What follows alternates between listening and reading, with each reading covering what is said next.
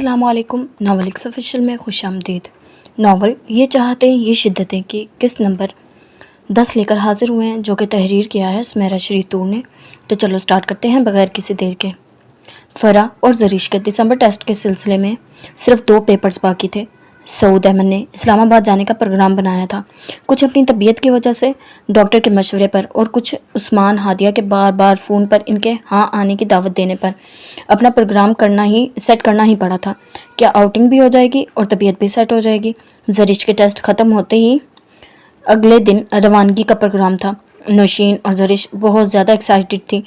کتنے عرصے بعد یوں کہیں جانے کا پروگرام تھا۔ بچپن میں وہ ہر سال مری، لاہور وغیرہ کا چکر ضرور لگاتے تھے، مگر پھر رفتہ رفتہ یہ سلسلہ کم ہوتا چلا گیا۔ اب بھی قریباً 1-2 سال بعد یہ پروگرام بنا تھا۔ زریش نے فون کر کے ہادیہ کو بتایا تو اس نے ساتھ جانے سے معذرت کر لی۔ نفیسہ پھپھو کو اکثر جوڑوں کا درد لاحق ہونے لگا تھا۔ اکثر رات کو ان کی تکلیف بڑھ جاتی تھی۔ بیٹیاں ان کی ساری بیاہی جا چکی تھی، گھر میں صرف ہادیہ ہی ہوتی تھی۔ سعد امریکہ میں اور جمال ماموں اور وقار بھائی سارا دن آفس میں۔ ایسے میں ہادیہ آپا کا دل پھپھو کو تنہا چھوڑ کر جانے کا نہیں چاہا تھا۔ شائستہ بیگم اس کی مجبوری سمجھتی تھی، اسی لیے انہوں نے نوشی اور زریش کو خود ہی منع کر دیا کہ وہ ہادیہ کو ساتھ چلنے پر مجبور نہ کریں۔ دونوں کے دل مرجھا سے گئے تھے۔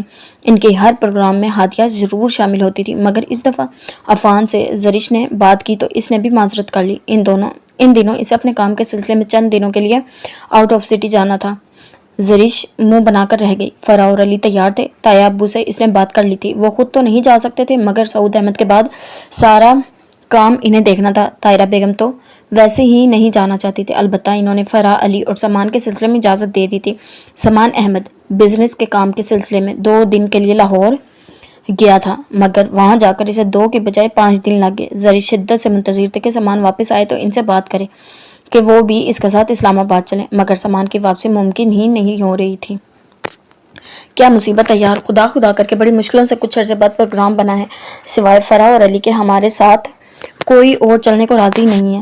وہ پیپر دے کر کالج سے لوٹی تھی۔ کھانا کھا کر اس نے یوں ہی سامان کو فون ملایا تھا، مگر اس نے کال ڈسکنیکٹ کر دی۔ ایسا کبھی نہیں ہوا تھا کہ ان کے گھر کے نمبر سے کی جانے والی سامان کال ڈراپ کر دے۔ اس نے آفس کا نمبر ملایا۔ سامان کسی میٹنگ میں تھا۔ اس نے لاہور آفس کی سیکرٹری سامان سے بات کروانے کو کہا تھا۔ سامان نے کال ریسیو بھی کر لی تھی، مگر جب زریش کی آواز سنی تو فوراً ڈانٹ دیا، تمہیں سکون نہیں ہے؟ میں اس وقت اتنا مصروف ہوں، فی الحال وقت نہیں ہے میرے پاس، تھوڑی دیر بعد فارغ ہو کر بات کروں گا۔ زریش سے اس لہجے میں سامان نے کبھی بات نہیں کی تھی، مگر اب سامان احمد کے لہجے میں غصہ آ رہا تھا۔ ریسیور پٹک کر اس نے غصے سے کہا تو نوشی حیران رہ گئی۔ خیریت؟ سامان بھائی لاہور جا کر بیٹھ گئے ہیں، پتہ نہیں ایسے کون سے کام ہیں جو ختم ہونے میں نہیں آ رہے۔ ابھی کال کی ہے میں نے، سوچا کہ اس سے بات کر لوں، وہ بھی ہمارے ساتھ جا رہے ہیں، مگر ڈانٹ کے رکھ دیا، بہت مصروف ہوں، فرصت نہیں ہے میرے پاس، تھوڑی دیر بعد بات کروں گا۔ اس نے باقاعدہ سامان کے لہجے کی نقل اتاری۔ نوشین ہنس دی، تمہیں غصہ نہیں آ رہا؟ ہادیہ آپا بھی نہیں جا رہی، عفان بھائی نے بھی منع کر دیا ہے، بس فرا اور علی تیار ہیں، سامان بھائی کا کچھ پتہ ہی نہیں ہے۔ وہ دونوں اس وقت لاؤنج میں تھی اور ماما کمرے میں، جبکہ پاپا آفس میں۔ طبیعت تو ان کی نارمل تھی، آفس میں جا رہے تھے، مگر ڈاکٹر نے زیادہ کام کرنے سے منع کر دیا تھا۔ ہو سکتا ہے اس دفعہ سامان بھائی ہمارے ساتھ کسی پروگرام میں شریک نہ ہو۔ تایا ابو تو آفس کے کام سنبھالتے ہیں، باقی سارے جمیلے، میٹنگز وغیرہ، معاملات وغیرہ سب کچھ وہی ہینڈل کرتے ہیں۔ اس آفس سے اس آفس تک سارا دن ان کی ورزش ہوتی ہے۔ پاپا کے جانے کے بعد تایا ابو اکیلے شاید نہ سنبھال پائیں، ہو سکتا ہے سامان بھائی اس دفعہ منع کرتے۔ نوشین نے آرام سے بتایا تھا، نہیں سامان بھائی کے بغیر بھلا کوئی مزہ آئے گا؟ ہمیں اکیلے جا کے پھر کیا کرنا ہے، رہنے دیتے ہیں۔ ہادیہ آپا سامان بھائی کے بغیر بھلا کچھ اچھا لگے گا؟ وہ الجھ گئی تھی۔ نوشی چپ ہی رہی۔ اگلے 1 گھنٹے تک وہ پیپر کی تیاری کے بجائے نوشی کے دماغ ہی چاٹتی رہی تھی۔ دوپہر ڈھل رہی تھی جب سارا دن کٹتے اس کی ذرا آنکھ لگی تھی۔ سرہانے رکھے ٹیلی فون اسٹینڈ پر فون کی تیز بزر نے اسے ہڑبڑا کر اٹھا دیا تھا۔ لا حول ولا قوت، بمشکل ہی سو پائی تھی۔ سامان سے بات نہ کرنے کا تناؤ تھا کہ پیپر بھی اچھی طرح یاد نہیں کر پا رہی تھی، اور اب یہ فون۔ اس نے فون کو گھورا۔ اٹھ کر CLI پر جب ماتے نمبر کو دیکھا تو ساری کلفت ایک دم اڑن چھو ہو گئی۔ لاہور آفس کا نمبر تھا۔ اس نے فوراً ریسیور اٹھایا تھا۔ ہیلو، السلام علیکم۔ وعلیکم السلام، کیسی ہو؟ سامان کی آواز سن کر اس کا پچھلا رویہ یاد کیا تھا۔ بڑی جلدی یاد آ گیا پوچھنا، آپ تو بڑے مصروف تھے، وقت نہیں تھا آپ کے پاس ہم سے بات کرنے کو۔ اس نمبر پر بات کرنے کی اب فرصت کیسے مل گئی آپ کو؟ اس کے طنزیہ لہجے پر سمان احمد ہنس دیا۔ بہت مصروف تھا یار، بہت اہم میٹنگ تھی، یوں سمجھ لو کچھ گپلے تھے، مارکیٹ مینیجر سے ڈسکشن کر رہا تھا، موڈ بہت خراب ہو رہا تھا میرا اس وقت، اوپر سے تمہاری کال، شاید کچھ زیادہ ہی بول گیا میں۔ خیریت تھی نا؟ سمان احمد جیسے بہت سہولت اور فرصت سے بات کر رہا تھا، آخر میں اس کے استفسار پر اس کے اندر کوفت کا سارا غبار جھٹ گیا تھا۔ بالکل خیریت نہیں ہے۔ اب بھی آپ کال نہیں کرتے تو؟ پانی پت کی لڑائی سے بھی شدید جھڑپ ہونی تھی، جب سے کالج سے لوٹی ہوں آپ کا نمبر ملا کر میری انگلیاں ٹوٹ گئی ہیں، اوپر سے آپ کا بیزار ڈانٹنے والا انداز، دل چاہ رہا تھا کہ میرے سامنے ہو تو کہ آگے اس کی سوچ ہی نہیں جا سکی تو کیا کرتی؟ تو بہت زیادہ لڑتی آپ سے۔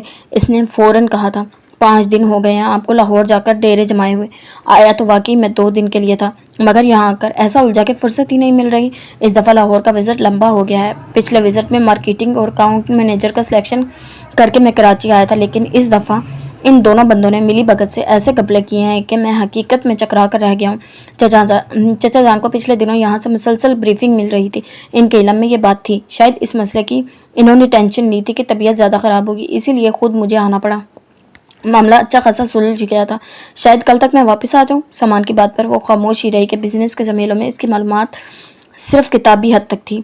اس کی خاموشی پر سامان کو احساس ہوا تو خود ہی بات پلٹ دی۔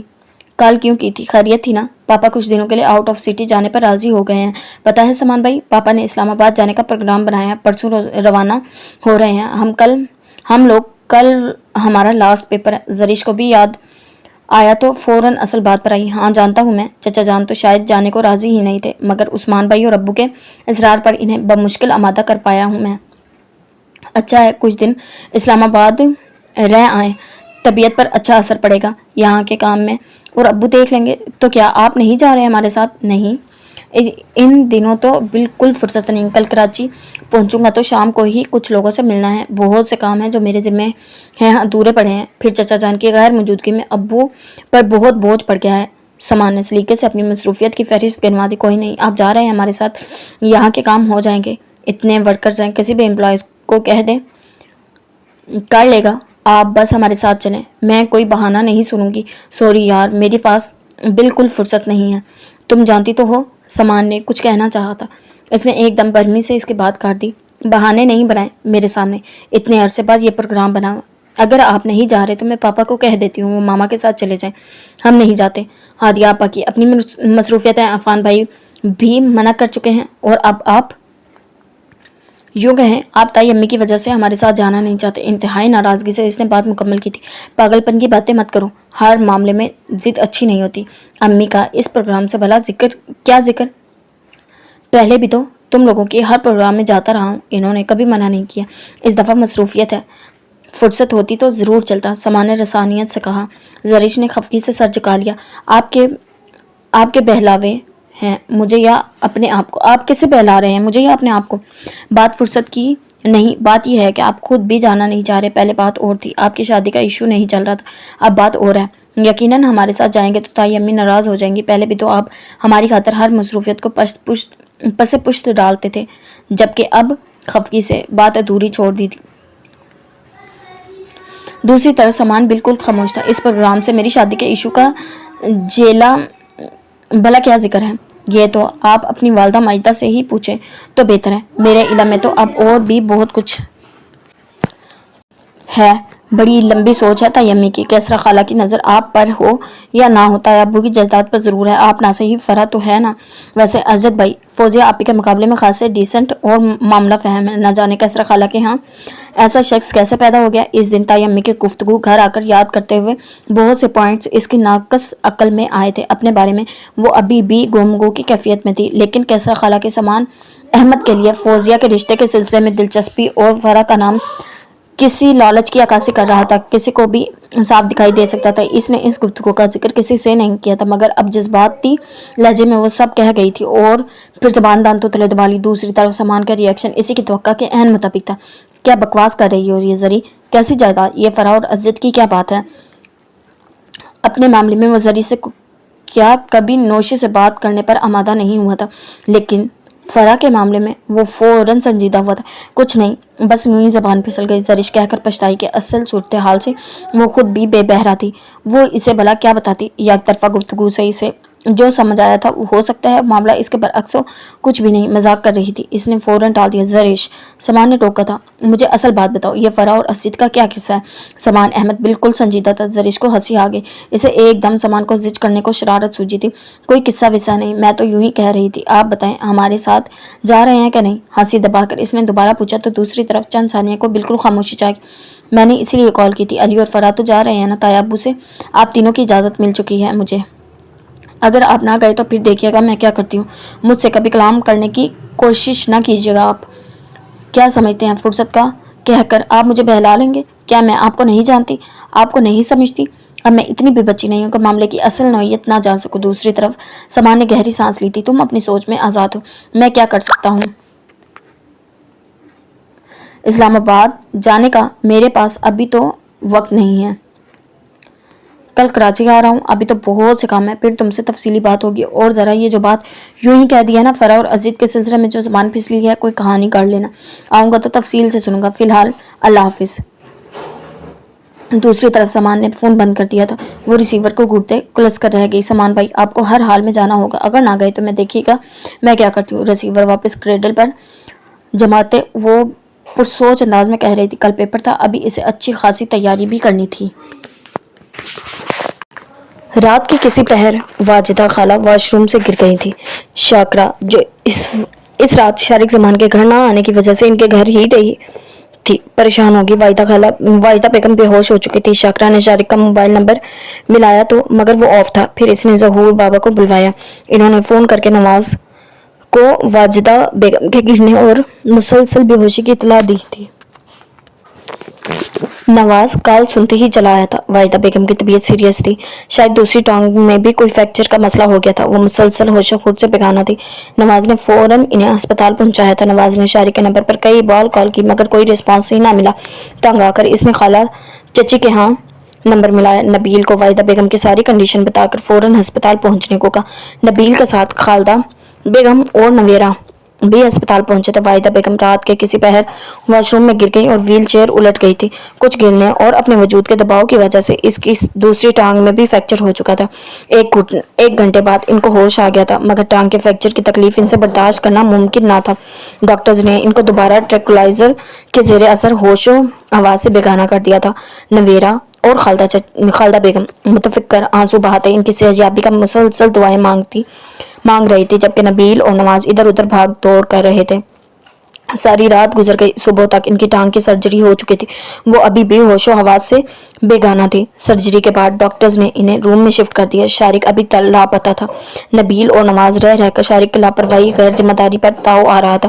اس کی عادت اور روٹین سے وہ بے خبر تھے مگر اماں کے سلسلے میں وہ اس حد تک غیر ذمہ دار تھا کہ ہوگا انہیں اندازہ نہیں تھا۔ اگر شاکرہ واجدہ بیگم کے پاس نہ ہوتی تو نہ جانے اب تک کیا ہو چکا ہوتا۔ وہ دونوں ہی اس کیا ہو چکا ہوتا کہ تصور نہیں کر سکتے تھے۔ واجدہ خالہ کے روم میں منتقلی کے بعد خالدہ بیگم اور نویرہ دونوں ان کے پاس چلی آئی تھی۔ خالدہ بیگم بہن کے چت لیٹے سفید چادر میں چھپے وجود کو دیکھ کر رو دی تھی۔ ان کی یہ بہن بے انتہا صبر والی تھی۔ شاکر خاتون تھی۔ کیا کچھ نہیں سہا تھا انہوں نے، شوہر کی بے وفائی، کنجدائی، غیر عورت کی تحقیر و ذلت اور سب سے بڑھ کر اولاد نرینہ سے محرومی۔ امی حوصلہ کریں، میں نبیل بھائی سے بات کرتی ہوں، کہہ رہے تھے کہ فکر والی کوئی بات نہیں ہے، بس گھٹنے کے اوپر سے ٹانگ کی ہڈی ٹوٹی ہے، سرجری ہو چکی ہے، انشاءاللہ ٹھیک ہو جائیں گے۔ خالہ اماں کو اس حالت میں دیکھ کر اس کا اپنا دل بھی بھر آنے کو تھا مگر خود پر صبر کر کے اماں کو سمجھایا تھا۔ صبر ہی تو کر رہی ہوں اب تک، آپا کی یہ حالت دیکھی نہیں جاتی مجھ سے، میری اتنی صبر گنوں والی آپا آسان ہو گنوں والی آپا کے ساتھ یہ سب بھی ہونا تھا۔ ساری عمر شارق کے لیے انہوں نے اپنا آپ مار ڈالا مگر نتیجہ کیا نکلا، اس شخص کو پرواہ ہی نہیں، پتہ نہیں کہاں ہے، سوتیلی صحیح ماں تو تھی نا، کچھ تو خیال کرتا۔ اس نے कुछ तो ख्याल होता है इसको। वो दिल की भड़ास निकाल रही थी। नवीरा खामोशी से सुनती रही कि वो सच कह रही थी। इसका अपना दिल इस वक्त चाह रहा था कि कहीं से शारिक जमान को ढूंढ लाए और इसका गिरबान पकड़कर इसे झंझोर डाले। आखिर किस जुर्म की सजा वो बड़ी अम्मा को दे रहा था। इसने आंखों में आई नमी पूरों से साफ की। अम्मा को वहीं छोड़कर कमरे से बाहर आई तो साइड की चेयर पर नबील और नवाज दोनों बैठे हुए थे। एक वक्त में सात ज्यादा दो फर्द कमरे में जा सकते थे, इसीलिए वो दोनों बाहर ही थे। नवाज ने इसे देखा, दुपट्टे से चेहरा साफ करते काफी पजमिर्दा सी लग रही थी। देख लिया बड़ी अम्मा को? नबील के इस्तफसार पर इसने सर हिलाया। नबील भाई, अम्मा बहुत परेशान हो रही हैं, आप ऐसा करें इन्हें घर ले जाएं।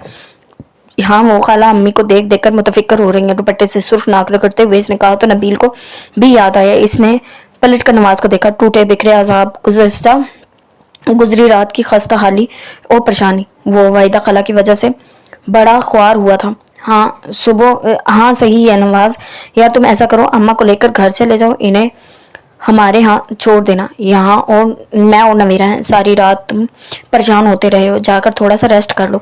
वैसे भी अब सुबह हो चुकी है, अम्मा की खराब तबीयत का सुनकर यहाँ कोई ना कोई आ ही जाएगा। नवीरा ने खामोशी से नवाज को देखा। वाकई रात जिस तरह वो बड़ी अम्मा के लिए भाग दौड़ कर रहा था, वो लोग तो काफी बाद में यहाँ पहुंचे थे। ना जाने वो अम्मा को लेकर यहाँ कैसे पहुंचा था। अगर कुछ देर हो जाती तो न जाने इन पर क्या बीतती।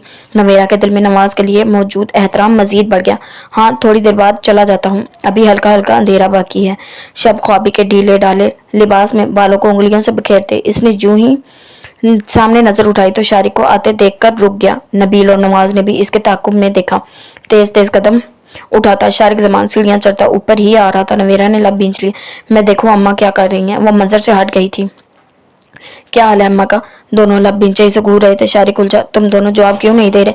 मैं पूछ रहा हूँ अम्मा कैसी हैं? इसने इससे पहले कि ज्यादा परेशानी से पूछा था। अभी थोड़ी देर पहले ही वो घर पहुंचा था। शाकरा से सारी सूरत हाल का इल्म हुआ। नवाज शाकरा को हॉस्पिटल का बता कर आया था। वो फौरन यहाँ भागा था, मगर अब इन दोनों के तासरात नाकाबिले फहम थे। तुम कौन होते हो ये सवाल करने वाले? तुम्हारी बला से वो जाए भाड़ में।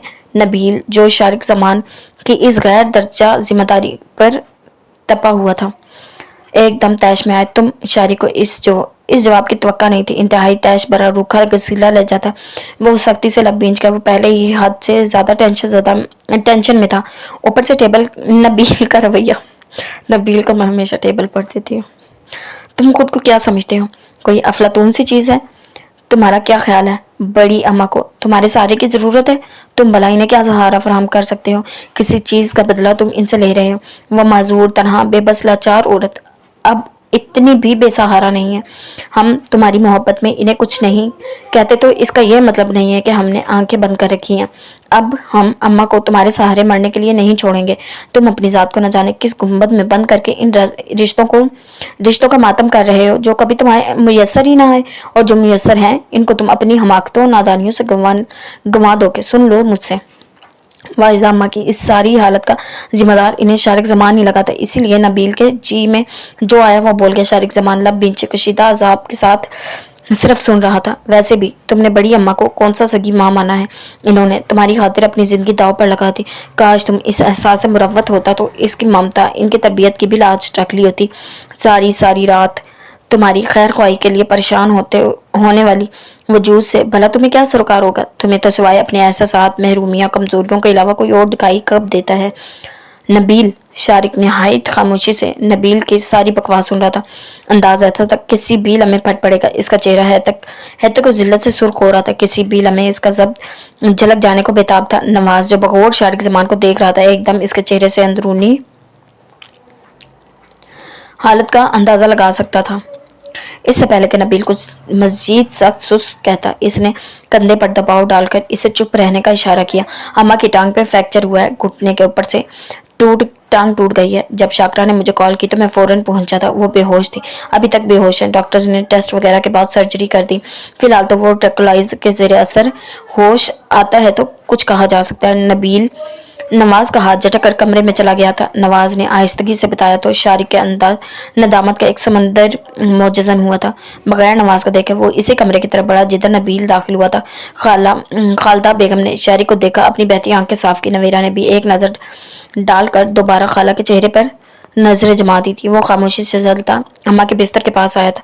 अम्मा का चेहरा धुले हुए लट्ठे की طرح سفید پڑ چکا تھا، جیسے جسم کا سارا خون نچوڑ لیا گیا ہو۔ کل سے مدرارہ بیگم سے سامنے کے بعد وہ تو اس دنیا سے کیا اپنے آپ سے بھی روٹھا بیٹھا تھا، نہ جانے کہاں کہاں کی خاک چھانتا پھر رہا تھا۔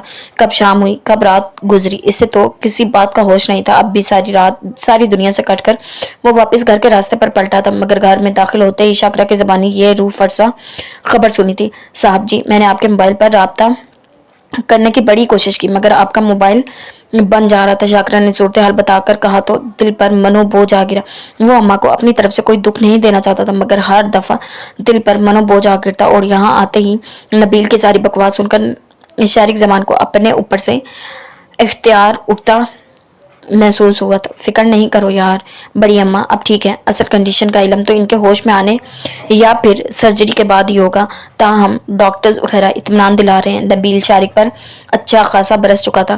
جواباً شارق نے ایک لفظ نہیں کہا تھا۔ وہ اتنی باتیں سن کر خاموش رہنے والا آدمی نہیں تھا، لاوے کی طرح پھٹ پڑنے والا آدمی تھا۔ نبیل کو اپنے رویے کا ایک دم احساس ہوا تھا، بغیر کچھ کہے یا جتائے اسے بتانے لگا۔ شارق کے ہونٹوں پر ایک مجروح سے مسکراہٹ آئی، سر اٹھا کر نبیل کو دیکھا۔ وہ تسلی امیز انداز میں مسکرایا تو نگاہ نبیل کے ساتھ کھڑی نویرہ پر ٹک گئی۔ بڑی سی چادر میں وہ خاصی متفکر سی تھی۔ شارق کے دیکھنے پر وہ اپنی جگہ سے ہلی اور خاموشی سے چلتی ہوئی باہر آ گئی۔ شارق نے دروازے تک اس کے قدموں کا تعاقب کیا۔ اماں آئیں، آپ گھر چلیں، نواز ساری رات کا جاگا ہوا ہے، وہ بھی جا کر تھوڑا سا آرام کر لے گا۔ شارقہ بھی یہی ہے، پھر نویرہ کو بھی یہیں چھوڑ جاتے ہیں، آپ جا کر تھوڑا سا آرام کر لیں، تب تک اماں کو بھی ہوش آ جائے گا، میں آ جائے تو پھر لے آؤں گا آپ کو۔ خاموشی سے مسلسل آنسو بہاتی خالتہ بیگم کو نبیل نے کہا تو وہ سر ہلاتے ہوئے آگے بڑھ گیا۔ واحدہ بیگم کے ہوش میں آنے میں خاصی دیر تھی۔ ان کا اپنا دل بھی بہن کو اس حالت میں دیکھ کر ضبط کھو رہا تھا، اسی لیے انہوں نے نبیل کی بات پر سر ہلا دیا۔ بہن کو دیکھ کر وہ کمرے سے نکل آئیں۔ نویرہ ان کو باہر آتے دیکھ کر فوراً ان کی طرف لپکی تھی۔ نواز ارد گرد کہیں بھی نہیں تھا۔ کیا ہوا، آپ باہر کیوں آ گئی؟ خالہ جان ٹھیک تو ہے نا؟ انہوں نے سر ہلایا۔ گھر جا رہی ہوں، آپا کو دیکھ دیکھ کر اپنی طبیعت بھی خراب کر رہی ہیں۔ نبیلہ بھی گھر پر ہے، اکیلی ہے۔ شارق آ گیا ہے، یہ نواز کدھر گیا؟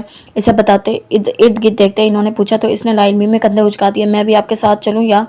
بات ادھوری چھوڑ کر اماں کو دیکھا۔ نہیں، تم ٹھہر جاؤ، کھانا وغیرہ تیار کر کے نبیل کو بھیجتی ہوں، پھر نبیل کے ساتھ گھر آ جانا۔ نبیلہ رک جائے گی، میں بھی جاؤں گی تو سہولت رہے گی۔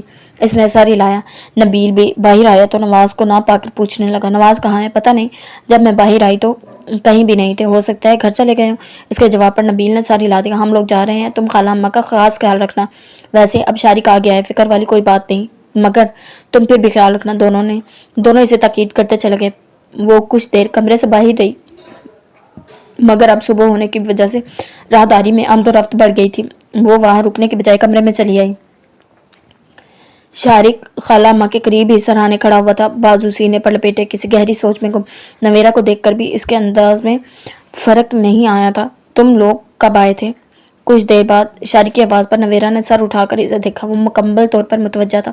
رات 2 بجے کے قریب نواز کی کال آئی تھی نبیل بھائی کے نمبر پر۔ فوراً مختصراً جواب ملا تھا۔ آپ کہاں تھے؟ نبیل بھائی، نواز صاحب نے آپ کے موبائل پر بار بار رابطہ کرنے کی کوشش کی تھی، مگر دوائیوں کے شیشیوں کی ترتیب درست کرتے ہوئے اس نے پوچھا تھا۔ شارق کو یاد آیا، موبائل تو اس کا آفس سے نکلتے ہی بیل ہونے پر غصے سے آف کر کے گاڑی کی پچھلی سیٹ پر پھینک دیا تھا۔ وہ آن ہوتا تو کوئی اطلاع ملتی۔ نواز چلا گیا؟ اس کو بغیر جواب دیے شارق نے پوچھا تو نویرہ نے سخت نظروں سے ادھر دیکھا۔ وہ ادھر ہی متوجہ تھا، سادہ سی نظریں تھیں۔ وہ فوراً رخ موڑ گئی تھی۔ وہ جب سے شارق زمان کی طرف سے بدظن ہوئی تھی، اس کے دل و دماغ میں اس کے متعلق خطرے کا الارم بجا تھا۔ وہ اس سے یوں ہی کترانے لگی تھی، مگر اب پتہ نہیں۔ وہ کھڑکی کے پاس جا ٹھہر گئی، تبھی نواز دروازہ دھکیلتا اندر آیا۔ اس کے ہاتھ میں ٹرے تھی جس میں چینی کی بھاپ اڑاتی کپ تھے۔ ساری رات کی بھاگ دوڑ میں میرے اعصاب شل ہو گئے تھے، سوچا چائے ہی پی جائے۔ یہ چچی جان اور نبیل کہاں گئے؟ ٹرے دوائیوں والی ٹیبل پر رکھ کر وہ سیدھا ہوا تو دونوں کو نہ پا کر پوچھا، اماں اور بھائی گھر چلے گئے ہیں۔ ٹرے میں 5 کپ تھے، یقیناً وہ سب کے لیے چائے تیار کروا کر لایا تھا۔ نویرہ کی بات پر اس نے سر ہلا دیا۔ لیں چائے پئیں۔ اس نے کپ اٹھا کر اسے تھما دیا، جو نویرہ نے خاموشی سے پکڑ لیا۔ شارق اور نواز دونوں ہی چائے پی رہے تھے۔ چائے بہت مزیدار نہیں مگر اچھی تھی، ہاسپٹل کے کینٹین سے بنوا کر لایا ہوں، اتنی اچھی ہے نہیں لیکن گزارا کرو۔ وہ شارق زمان سے کہہ رہا تھا۔ نویرہ نے محسوس کیا جیسے شارق کو بولنے پر آمادہ کرنا چاہ رہا ہو، جبکہ وہ مسلسل خاموش تھا۔ ویسے بھائی تم تھے کہاں؟ وہی سوال جو نویرہ نے کیا تھا، مگر وہ ٹال گیا، اب نواز کے لب پر تھا۔ اسی دنیا میں تھا، تلخ سا جواب دیا تھا۔ نویرہ کو دیکھ کر رہ گئی تھی۔ وہ تو مجھے بھی پتا ہے، اگر اسی دنیا میں ہوتے تو یہاں کیا کرتے؟ کھانا کب سے کھایا ہے؟ ویسے بھوک وغیرہ تو لگی ہوگی۔ نویرہ نواز کے رویے پر حیران تھی۔ بڑی اماں کی اس وقت کی حالت کا ذمہ دار سراسر شارق زمان تھا۔ اس کے باوجود نواز کے لیے متفکر ہو رہا تھا۔ اس کے دل میں ایک گرا سی پڑی، اپنی اتنی اچھی جان چھڑکنے والی خالہ سے اس قدر غیر ذمہ داری کا سلوک کرنے پر اس کا جی چاہ رہا تھا کہ وہ شارق زمان کو صفحہ ہستی سے مٹا دے۔ تم چپ نہیں رہ سکتے؟ جواب بے انتہا تلخ تھا۔ نویرہ تعجب سے بول رہی تھی، یعنی الٹا چور کوتوال کو ڈانٹے؟ وہ سر چٹک گئی تھی۔ ہو سکتا ہوں، مگر مجھے اس وقت سمجھ میں نہیں آ رہا کہ تمہارے ساتھ کس قسم کا سلوک کروں۔ نبیل کی طرح اپنے اندر پنپتے والے غصے کا اظہار کروں، یا تمہاری یہ مجروح خستہ حالت دیکھ کر تم سے درد مندی کا اظہار کروں؟ کیا ہو گیا ہے یار تمہیں؟ تم کیوں کر رہے ہو ایسا؟ کاش تم جان سکو ہم سب تم سے کس قدر محبت کرتے ہیں۔ اور بڑی اماں، اس کی محبت کا کوئی نعمل بدل ہے تمہارے پاس؟ اس وقت جو اس طرح بستر پر پڑی ہیں تو تمہاری وجہ سے ہیں۔ کچھ خاص ہے تمہیں؟ کچھ احساس ہے تمہیں؟ نواز نے کچھ دھیمے مگر کچھ پرجوش انداز میں اسے باور کروانا چاہتا وہ لب بھیجتے انتہائی حسیلے انداز میں نواز کو دیکھنے لگی۔ تم نے اگر یہی سب بکواس کرنی ہے تو بے شک یہاں سے چلے جاؤ۔ میں اس وقت تمہاری کسی بھی قسم کی سخت یا ہمدردانہ گفتگو کا متحمل نہیں ہوں۔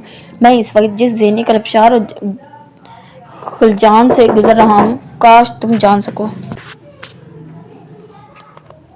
تمہاری کوئی بھی الٹی سیدھی بات پر ایسا ہو کہ میرا ہاتھ اٹھ جائے۔ بہت تلخ لہجے میں کہتے ہوئے اپنا نچلا لب دانتوں تلے دبائے سرد ذیلی نگاہوں سے گھورتے نبیل کی بھی چپ کر کے پی جانے والی بکواس کا جواب دیا۔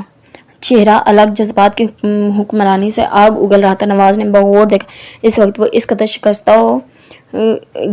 شکستگی کا شکار محسوس ہو رہا تھا کہ اس کا خود اندازہ ہوا کہ غلط موقع پر اس کی دکھتی رگ پر ہاتھ اس نے ایک خاموش نظر نویرہ پر ڈالی، جو بالکل خاموش تماشائی کا کردار نبھا رہی تھی۔ ہم سب تمہاری خیر خواہ ہیں، تم ہاتھ اٹھانے کی بات کرتے ہو، تم قتل بھی کرو گے تو اف نہیں کروں گا، مگر میرے دوست تم خود ذرا سوچو۔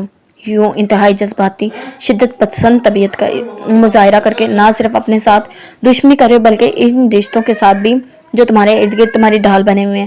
کبھی اندازہ تو لگاؤ، اپنی ذات کے گنبد سے نکل کر ان رشتوں کی لذت بھی محسوس کر کے دیکھو۔ ہرگز ہر پریشانی، ہر جذباتی دھچکا کم لگنے لگے گا۔ Believe me. بہت رسان سے، بہت محبت سے وہ اسے سمجھا رہا تھا۔ نویرہ کے لیے یہ سب نیا تھا۔ وہ حیرت سے دونوں کو دیکھ رہی تھی۔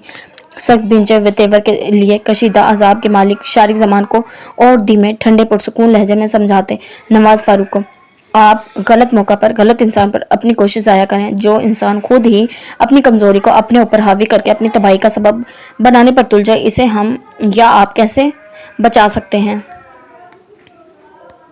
یہ ماشاءاللہ خود صاحب عقل ہیں، اپنے نفع و نقصان کا اندازہ لگانے والے۔ انہیں خود احساس ہونا چاہیے کہ اپنی جذباتی شدت پسندی طبیعت کے ہاتھوں وہ کیا کچھ گنوانے پر تلے ہوئے ہیں۔ ضروری نہیں کہ ہمارے کہنے پر انہیں اپنی ذات کا، اپنی ذمہ داری کا احساس ہو۔ یہ صاحب ذمہ دار ہیں۔ خالی مگ واپس ٹرے میں رکھ کر کچھ تلخ کچھ تنزیہ کہتے ہوئے نویرہ احسان نے اپنے اندر کی ساری کرواہٹ باہر نکالی تھی۔ شارق تو ایک طرف، نواز بھی چونک کر نویرہ کو دیکھنے لگا۔ نویرہ کے چہرے پر صرف برہمی کے بھی ہی آثار نہیں تھے، اور بھی کئی ناقابل فہم سے تاثرات تھے۔ نواز کچھ بھی نہ کر سکا۔ نواز صاحب، ان کا سب سے بڑا المیہ ہے کہ ان سے سب ہی محبت کرتے ہیں، اور یہ ان کی محبتوں سے ناجائز فائدہ اٹھانا خوب جانتے ہیں، خاص طور پر خالہ اماں کی محبت کا۔ اتنی تلخی تھی، شارق بغیر کچھ کہے گھورے گیا۔ انہوں نے جان بوجھ کر اپنے آپ کو ایک بند گلی کے سرے پر کھڑا کر دیا۔ ہوش و خرد کے مالک صاحب عقل انسان ہے، انسان کے جذبات کو خود پر کبھی سوار نہ ہونے دیتے، مگر یہ چاہیں تب نہ انسان کو اللہ نے اتنی طاقت ضرور دیا کہ وہ خود کو غلط راہ سے بچا سکے۔ بہرحال یہ اپنے اچھے برے کے خود ذمہ دار ہیں، آپ کی کسی بات کا ان پر کوئی اثر نہیں ہوتا۔ یہ اس وقت غصے کی وجہ سے سوچنے سمجھنے کی قابل نہیں ہے، اسی لیے بہتر ہے کہ اپنا وقت ضائع نہ کیا جائے۔ اس نے کتنی آسانی سے شارق زمان کے سامنے بڑے اعتماد سے اس کی ذات کا تجزیہ کیا تھا۔ شارق نے کھا جانے والی نظروں سے گھورتے خالی کپ ٹرے میں پٹکتے ہوئے باہر کی طرف قدم بڑھائے۔ نویرہ تعصب سے اس کو جاتا دیکھتی رہی۔ زرش کا خیال تھا کہ سامان کراچی آتے ہی اس سے رابطہ کرنے کی کوشش کرے گا۔ آخر اس نے فرح اور اسجد سے متعلق بات ہی ایسی کی تھی، مگر اگلے دن آخری پیپر دے کر وہ گھر آئی تو سامان احمد کا کہیں وجود نہ تھا۔ اس نے کئی بار کال کرنے کی کوشش کی تو کوئی رابطہ ہی نہ ہوا۔ اب زرش کو پکا یقین ہو چکا تھا کہ سامان اس کے ساتھ جانا نہیں چاہتا، اس لیے اس کو اگنور کر رہا ہے۔ ان لوگوں کی سب تیاری مکمل تھی۔ پروگرام کے مطابق کل صبح ان سب کو فرح اور علی کے ساتھ نکلنا تھا۔ فرح اور علی کو صبح سامان احمد یا پھر طیب ابو چھوڑ جائیں گے۔ اس ساری صورتحال سے وہ خاصی الجھ گئی تھی۔ نوشین بھی حیران تھی۔ ان کے ہر پروگرام میں شریک ہونے والا سامان احمد اس دن ان کے ساتھ نہیں جا رہا تھا۔ اس نے فرح کے ہاں کال کی تو علم ہوا طیب امی اپنے بھائی کے گھر گئی ہوئی ہیں۔ سامان احمد ابھی گھر لوٹا تھا۔ شام کے بعد اسے شاید پھر کسی میٹنگ میں جانا تھا۔ زرش کے لیے یہ اچھا موقع تھا۔ اس نے فوراً سامان احمد سے بات کرنے کی ٹھانی۔ اجازت لینے کو شائستہ بیگم کے کمرے میں چلی گئی۔ وہ پیکنگ میں مصروف تھی۔ کل صبح نکلنا تھا، اس لیے وہ رات کو ہی سب کام ختم کر لینا چاہتی تھی۔ ماما وہ بھی فرح کی کال آئی تھی۔ اس نے ایمرجنسی میں بلایا۔ چلی جاؤں؟ کیوں؟ پیکنگ سے ہاتھ روک کر انہوں نے اسے دیکھا۔ وہ کنفیوز ہوئی، پتہ نہیں کہہ رہی تھی کہ پیکنگ کرواؤ آ کر اس کے ساتھ۔ چلی جاؤ پلیز۔ ایمرجنسی کی وضاحت پر شائستہ نے زرش کو گھورنا چاہا تھا، مگر اس کے انداز میں اتنی لذاذت تھی کہ انہوں نے چہرہ موڑ کر اپنی مسکراہٹ چھپائی۔ وہ بچی نہیں ہے، خود پیکنگ کر لے گی۔ انہوں نے ٹالا، مگر وہ مجھ سے پوچھ کر تو نہیں کرے گی نا؟ میں تو اسے اس قسم کے ڈریس رکھنے کو کہوں گی۔ فوٹوگرافی اچھی آئے گی، مگر دیکھ لیجیے گا وہ یوں ہی عام سے ہی کپڑے اٹھا کر لے جائے گی اور پھر وہاں جا کر روئے گی، پھر ہمارے کپڑوں پر ہاتھ صاف کرے گی۔ شائستہ زرش کے انداز میں سمجھ گئی تھی وہ جتنا بھی ٹال دے وہ جان نہیں چھوڑے گی، اس کا سر کھاتی رہے گی حتیٰ کہ اجازت نہ لے لے۔ ٹھیک ہے چلی جاؤ، میرا دماغ نہیں کھاؤ، ابھی تمہارے پاپا کی بھی پیکنگ کرنی ہے۔ یہ نوشی کہاں ہے؟ اسے بھیجو، میرا ہاتھ بٹائے، اور ہاں جلدی آنا۔ وہ ساری لاتی کمرے سے نکل آئی تھی۔ نوشی کو ماما کا پیغام دے کر ڈرائیور کو گاڑی نکالنے کا کہا تھا۔ وہ وہاں پہنچی تو فرح اسے دیکھ کر حیران رہ گئی۔ تمہیں چین نہیں؟ ابھی تو تم سے فون پر بات ہوئی تھی۔ سامان بھائی کہاں ہیں؟ اس کی حیرانی کو قطعی نظر انداز کرتے ہوئے اجلت میں کمرے میں ابھی کھانا کھا کر لیٹے ہیں۔ وہ پیچھے نہ جانے کیا کہہ رہی تھی۔ وہ تیزی سے کمرے کا دروازہ کھول کر اندر داخل ہوئی۔ سامان احمد ابھی لیٹا ہی تھا، ابھی شاید آنکھ لگی تھی۔ اس دھاڑ سے دروازہ کھولنے پر اٹھ بیٹھا۔ زرش کو دیکھ کر حیران رہ گیا۔ تم؟ سامان سیدھا ہوا۔ ہاں میں۔ آپ مجھے اس طرح نظر انداز کیوں کر رہے ہیں؟ میں مسلسل آپ سے رابطے کی کوشش کر رہی ہوں، مگر آپ کال ریسیو بھی نہیں کر رہے۔ میرا خیال تھا آپ یہاں آتے ہی مجھ سے ملیں گے، مگر آپ یوں اطمینان سے ہیں۔ مجھے بتائیے، آپ جان بوجھ کر مجھ سے نظر انداز کر رہے ہیں صرف اس لیے کہ آپ کو ہمارے ساتھ اسلام آباد نہ جانا پڑے؟ ایک تو اس کی آندھی طوفان کی طرح آمد پر پھر یوں نان سٹاپ بولنا۔ سامان دلچسپی سے دیکھے گیا۔ فرح بھی کمرے میں آ گئی تھی۔ یہ تو خاصی عقل مند ہو گئی ہے۔ کیوں فرح؟ سامان کا انداز چھیڑنے والا تھا۔ زرش جو پہلے ہی تپی ہوئی تھی مزید تپ گئی۔ دیکھ لیا تم نے اپنے بھائی کو؟ اب یہ میرا مذاق اڑائیں گے؟ فرح مسکرا رہی تھی۔ وہ صوفے پر جا بیٹھی تو فرح بھی ساتھ آ بیٹھی۔ سامان بھائی سنجیدگی سے بتائیں، آپ ہمارے ساتھ کیوں نہیں جا رہے؟ یہ پروگرام آپ نہیں بنایا تھا، سب کو آپ نے راضی کیا تھا، اب آپ ہی نہیں جا رہے؟ یہ کیا بات ہوئی بھلا؟ فرح کی بات پر زرش نے بھی سر ہلایا۔ تو اور کیا، یہاں مجھے بہت کام ہے، آج ہی یہاں پہنچا ہوں، جب سے آیا ہوں مصروف ہوں، شام کو پھر میٹنگ ہے، 2-3 گھنٹے وہاں لگ جائیں گے، کل بھی یہی روٹین ہے، کھانے پینے تک کا ہوش نہیں ہے، ابو پر پہلے ہی بہت بوجھ آ گیا ہے، اگر میں بھی چلا گیا تو پھر وہ اکیلے یہ سارا کام کیسے سنبھالیں گے؟ بہانے بنا رہے ہیں صرف۔ فرح بھائی کی بات پر فوراً ایمان لے آئی تھی۔ زرش نے سر جھٹکا۔ سامان نے بے چارگی سے دیکھا۔ زرش کی ضد کبھی کبھار اس کے لیے سخت مشکل کا باعث بن جاتی تھی۔ یہاں 101 نہایت وفادار اور ایماندار امپلائیز موجود ہیں۔ چند دن آپ نہیں ہوں گے تو کوئی فرق نہیں پڑے گا، آپ کل ہمارے ساتھ جا رہے ہیں، یہ ڈن ہے، میں کوئی نہ نہیں سنوں گی۔ اپنی بات منوانے کا یہ انداز زرش کو بعض اوقات ضد بنا دیتا تھا۔ اسے کوئی پرواہ بھی نہ ہوتی تھی، سو مخصوص انداز لیے وہ بولی، مگر مالک اور امپلائیز میں فرق ہوتا ہے، جہاں میری موجودگی لازمی ہے وہاں امپلائیز بھلا کیا کر سکتے ہیں؟ سامان نے سنجیدگی سے کہا تھا۔ زرش چپ چاپ دیکھی گئی، پھر غصے سے اٹھ کھڑی ہوئی۔ آپ کے یہ لنگڑے لولے عذر میری سمجھ میں نہیں آنے والے، یا تو صاف انکار کر دیں یا پھر اصل وجہ بتائیں، میں ایسا ٹلنے والی نہیں۔ اس کا انداز دو ٹوک تھا۔ سامان نے فرح کو دیکھا، وہ بھی مسکرا کر اٹھ کھڑی ہوئی تھی۔ اس سلسلے میں آپ کی کوئی مدد نہیں کر سکتی۔ آپ خود ہی اس سے نپٹ لیں تو بہتر ہے۔ میں چائے بنانے جا رہی ہوں۔ زرش سے دماغ کھپانے کے بعد آپ کو یقیناً اس کی ضرورت پڑے گی۔ وہ چھیڑ کر باہر چلے گی۔ فرا کے جانے کے بعد سامان نے بغور جائزہ لیا۔ سرخ کندھاری لباس میں وہ اپنی تمام تر دلکشی کے ساتھ نگاہوں کو خیزہ کر رہی تھی۔ سامان کے دل کی تاروں کو کوئی جیسے بہت ہولے سے چھیڑ گیا تھا۔ وہ اس طرح ایک ٹانگ کو جھلاتے دوسری پر وزن ڈالے، ناراض کمسن بچے کی طرح اپنی ضد منوانے کے لیے اعتماد سمیت کھڑی تھی۔ ہاں اب کہو، کیا کہہ رہی تھی تم؟ بیک گراؤنڈ سے ٹیک لگائے نیم وا آنکھوں سے دیکھتے اسے چھیڑا۔ آپ کل جا رہے ہیں یا نہیں؟ نہیں۔ وہ چند ثانیے سامان کو دیکھتی رہی۔ ایک دم لاکٹ پر گرفت سخت ہوئی تھی۔ کیوں؟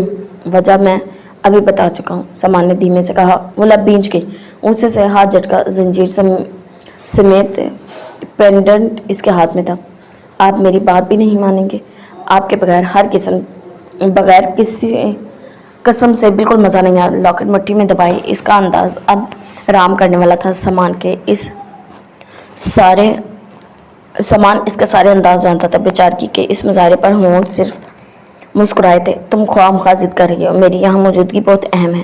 زرش کو ایک دم تب چڑھی۔ میں آخری دفعہ پوچھ رہی ہوں، آپ ہمارے ساتھ جائیں گے یا نہیں؟ اگلے ہی پل غصے سے چینکتے اس نے پھر وہی ضدی جارحانہ انداز میں کہا، نہیں۔ سامان کے معاملے میں اسے کبھی ضد نہیں کرنی پڑی تھی، مگر اب وہ 1-2 منٹ لب بھینچے سامان کو دیکھ۔ میرا خیال تھا کہ تائی امی کی وجہ سے ہمارے ساتھ نہیں جا رہے، مگر اب وہ سختی سے لب دانتوں تلے دبا گئی۔ ٹھیک ہے، نہیں تو نہ صحیح، مگر اب خیال رکھیے گا میں بھی زرش ہوں۔ آپ کو ہماری پرواہ نہیں، مجھے بھی آپ کی نہیں۔ آئندہ مجھ سے کلام کرنے یا کبھی میرے سامنے آنے کی کوشش مت کیجیے گا، بہت برا کروں گی۔ غصے سے کہتی وہ پلٹ گئی تھی۔ زری، سامان نے پکارا تھا، مگر وہ بغیر رکے پلٹ کر دیکھے کمرے سے نکل گئی تھی۔ کیا ہوا زری؟ سامان بھائی مان گئی۔ وہ تیزی سے باہر کی طرف بڑھ رہی تھی۔ فرا کی آواز پر رک گئی۔ وہ کچن میں تھی، اپنی مٹھی سامنے کی، وہ خالی تھی۔ پھر ایک نظر فرا کو دیکھا۔ نہ جانے دل میں کیا ہوا، آنکھوں میں نمی تھی۔ وہ نہیں مانے اور نہ ہی کبھی مانیں گے۔ غصے سے کہتی وہ پلٹی تھی۔ مگر تم کہاں جا رہی ہو؟ اسے باہر کی طرف بڑھتے دیکھ وہ ٹھٹکی تھی۔ جہنم میں، پھاڑ کھانے والے انداز تھا۔ پھر وہ وہاں رکی نہیں تھی۔ پاؤں پٹکتے وہ اپنی گاڑی میں آ بیٹھی تھی۔ ڈرائیور موجود تھا۔ اس کے بیٹھتے ہی اس نے گاڑی سٹارٹ کر دی۔ زرش کا غصہ اب ملال میں بدلنے لگا تھا۔ مجھے یہاں نہیں آنا چاہیے تھا، مجھے پتا تھا سامان بھائی آپ نہیں جائیں گے، پھر بھی میں اپنی بات گنوانے کو آ گئی۔ میرا سارا مان ٹوٹ گیا، میری ضد ختم ہوگی۔ پتہ نہیں کیوں اب آپ بدلنے لگے ہیں، بہت بدل گئے ہیں۔ میری ناراضگی کی پرواہ نہیں ہے آپ کو۔ سیٹ کی پشت سے سر ٹکائے وہ سامان احمد کے تصور سے نہ جانے کون سے شکوے کر رہی تھی۔ آنکھوں میں نمی سی آ ٹھہری تھی۔ زندگی میں پہلا پروگرام اس کے بغیر طے ہوا تھا۔ جانے کی ساری تیاری مکمل تھی۔ سامان گاڑی میں رکھوایا جا چکا تھا۔ آفس کی ذاتی ٹویوٹا گاڑی میں وہ لوگ اسلام آباد جا رہے تھے۔ ڈرائیور ان کا اپنا ہی تھا۔ نوشی خوب چہک رہی تھی، جبکہ زرش خاصی پسماندہ تھی، کچھ سامان کا رویہ اور کچھ اپنی حماقت۔ وہ خوش نہیں ہو پا رہی تھی۔ سب ہی تیار بیٹھے تھے۔ فرا اور علی کا انتظار تھا، جنہیں پروگرام کے مطابق ان کے ساتھ آنا تھا۔ وہ اکٹھے ہی گاڑی میں اسلام آباد کے لیے نکلنا تھا۔ 15-20 منٹ کے انتظار کے بعد سامان کے ساتھ دونوں بہن بھائی آئے تھے۔ سامان ان کو چھوڑنے آیا تھا۔ زرش نے سامان کو دیکھ کر رخ پھیر لیا۔ سامان نے بھی محسوس کر لیا، مگر وہ سمجھ گیا تھا وہ اب اس سے سخت قسم کی ناراض ہو چکی ہے۔ وہ لوگ لان میں ہی اس کے منتظر تھے۔ اچھا سامان بیٹا، یہاں کا خیال رکھنا، ادھر گھر پر بھی چکر لگا لینا۔ گاڑی میں بیٹھتے ہوئے شائستہ بیگم نے سامان کو تاکید کی تو اس نے سر ہلا دیا۔ باقی بھی گاڑی میں بیٹھ گئے تھے۔ سامان بھائی آپ بھی چلتے تو اچھا ہوتا، آپ کے بغیر پہلی دفعہ کہیں جا رہے ہیں، سچی بہت مس کریں گے آپ کو، نوشین کہہ رہی تھی۔ سامان نے زرش کو دیکھا۔ وہ گاڑی کی پچھلی سیٹ پر بیٹھ کر اپنا بیگ کھولے نہ جانے کیا ڈھونڈ رہی تھی۔ اچھا سامان بیٹا، بہت یہاں آفس کا کام ختم ہوتے ہی آنے کی کوشش کرنا، ورنہ ہم سب ہی تمہیں مس کریں گے۔ شائستہ بیگم کی آواز پر اس نے مسکرا کر سر ہلایا۔ جی بہتر۔ سامان کی اکھیوں سے زرش کی طرف متوجہ تھا۔ بیگ بند کر کے وہ اب باہر دیکھ رہی تھی، یعنی مکمل لا تعلقی کا اظہار۔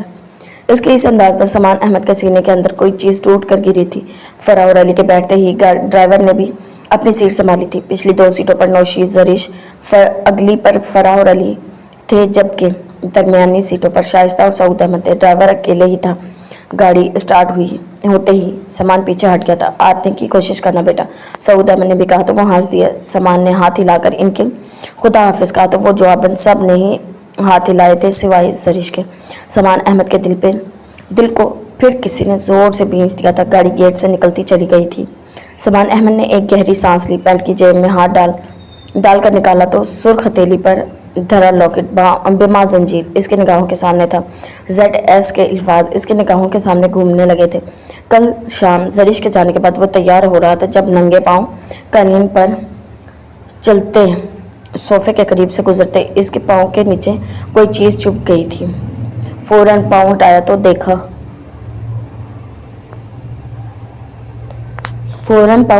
देखकर शशद रह गया। ये वही लॉकेट था जो इसने जरिश को दिया था। कितनी चाह मोहब्बत इत्मीनान से इसे दिया था। वो इसका दिया हुआ तोहफा खामोशी के साथ यहाँ गिरा दिया। जरिश नाराज़ होकर गई है। वो अपनी ज़िद्दी तबीयत के बावजूद इस दफ़ा सामान को राज़ी ना कर पाई थी। वो नाराज़ होकर जा रही थी। सामान को अपना दिल अपने इख्तियार से बाहर होता महसूस हुआ। दिल चाहता कि इसे रोक ले, इसकी बात मान ले, इसे मत जाने दे। इसे आवाज़ दी थी मगर वो बगैर पलटे देखे चली गई थी। और अब यह लॉकेट, कितनी देर वो हैरान लॉकेट मुट्ठी में दबाए बेचैन रहा था। लॉकेट की जंजीर बड़ी बेदर्दी से तोड़ी गई थी। इतनी मजबूत जंजीर टूटी थी, दिल को तकलीफ क्यों न होती। बात तोहफे और इसकी कीमती होने की नहीं, बात तो इसकी नीयत, चाह, मोहब्बत, अटूट ताल्लुक़ की थी जो इसने अपने सब जज्बों में लपेट कर शिद्दतों की इस जंजीर में परोकर अपनी सारी चाहत का उन्वान बनाया था। और ये उन्वान सामान अहमद ने मुट्ठी बंद कर ली थी। वो ये लॉकेट लेकर आज आया था कि इसे वापस दे सके, इसकी नाराज़गी ख़त्म करने की कोशिश करेगा, किसी न किसी तरह बहला फुसलाकर इसे मना लेगा। मगर यहाँ आकर जरिश के तेवर लाताल्लुकी का भरपूर अंदाज देखकर सामान को इस एहसास से ने शिद्दत से जकड़ लिया तो वो इससे नाराज़ होकर गई है। तुम भी खफा, लोग भी बरहम हैं दोस्तों। अब वो चला यकीन के बुरा हम हैं दोस्तों। अब हो चला यकीन के बुरे हम हैं दोस्तों। एक मजरूह सी मुस्कुराहट सामान अहमद के होंठों पर ठहर कर दम तोड़ गई थी। साहब जी, गेट बंद कर दूं या आपको जाना है? चौकीदार की आवाज़ पर वो खुद फरामोशी की कैफियत से निकला था। चौकीदार अभी तक मुंतजिर था। सामान ने सर हिलाकर अपनी गाड़ी की तरफ कदम बढ़ाए। गाड़ी स्टार्ट करके चौकीदार को हिदायत देकर इसने गाड़ी वहां से निकाल ली थी। नबील भाई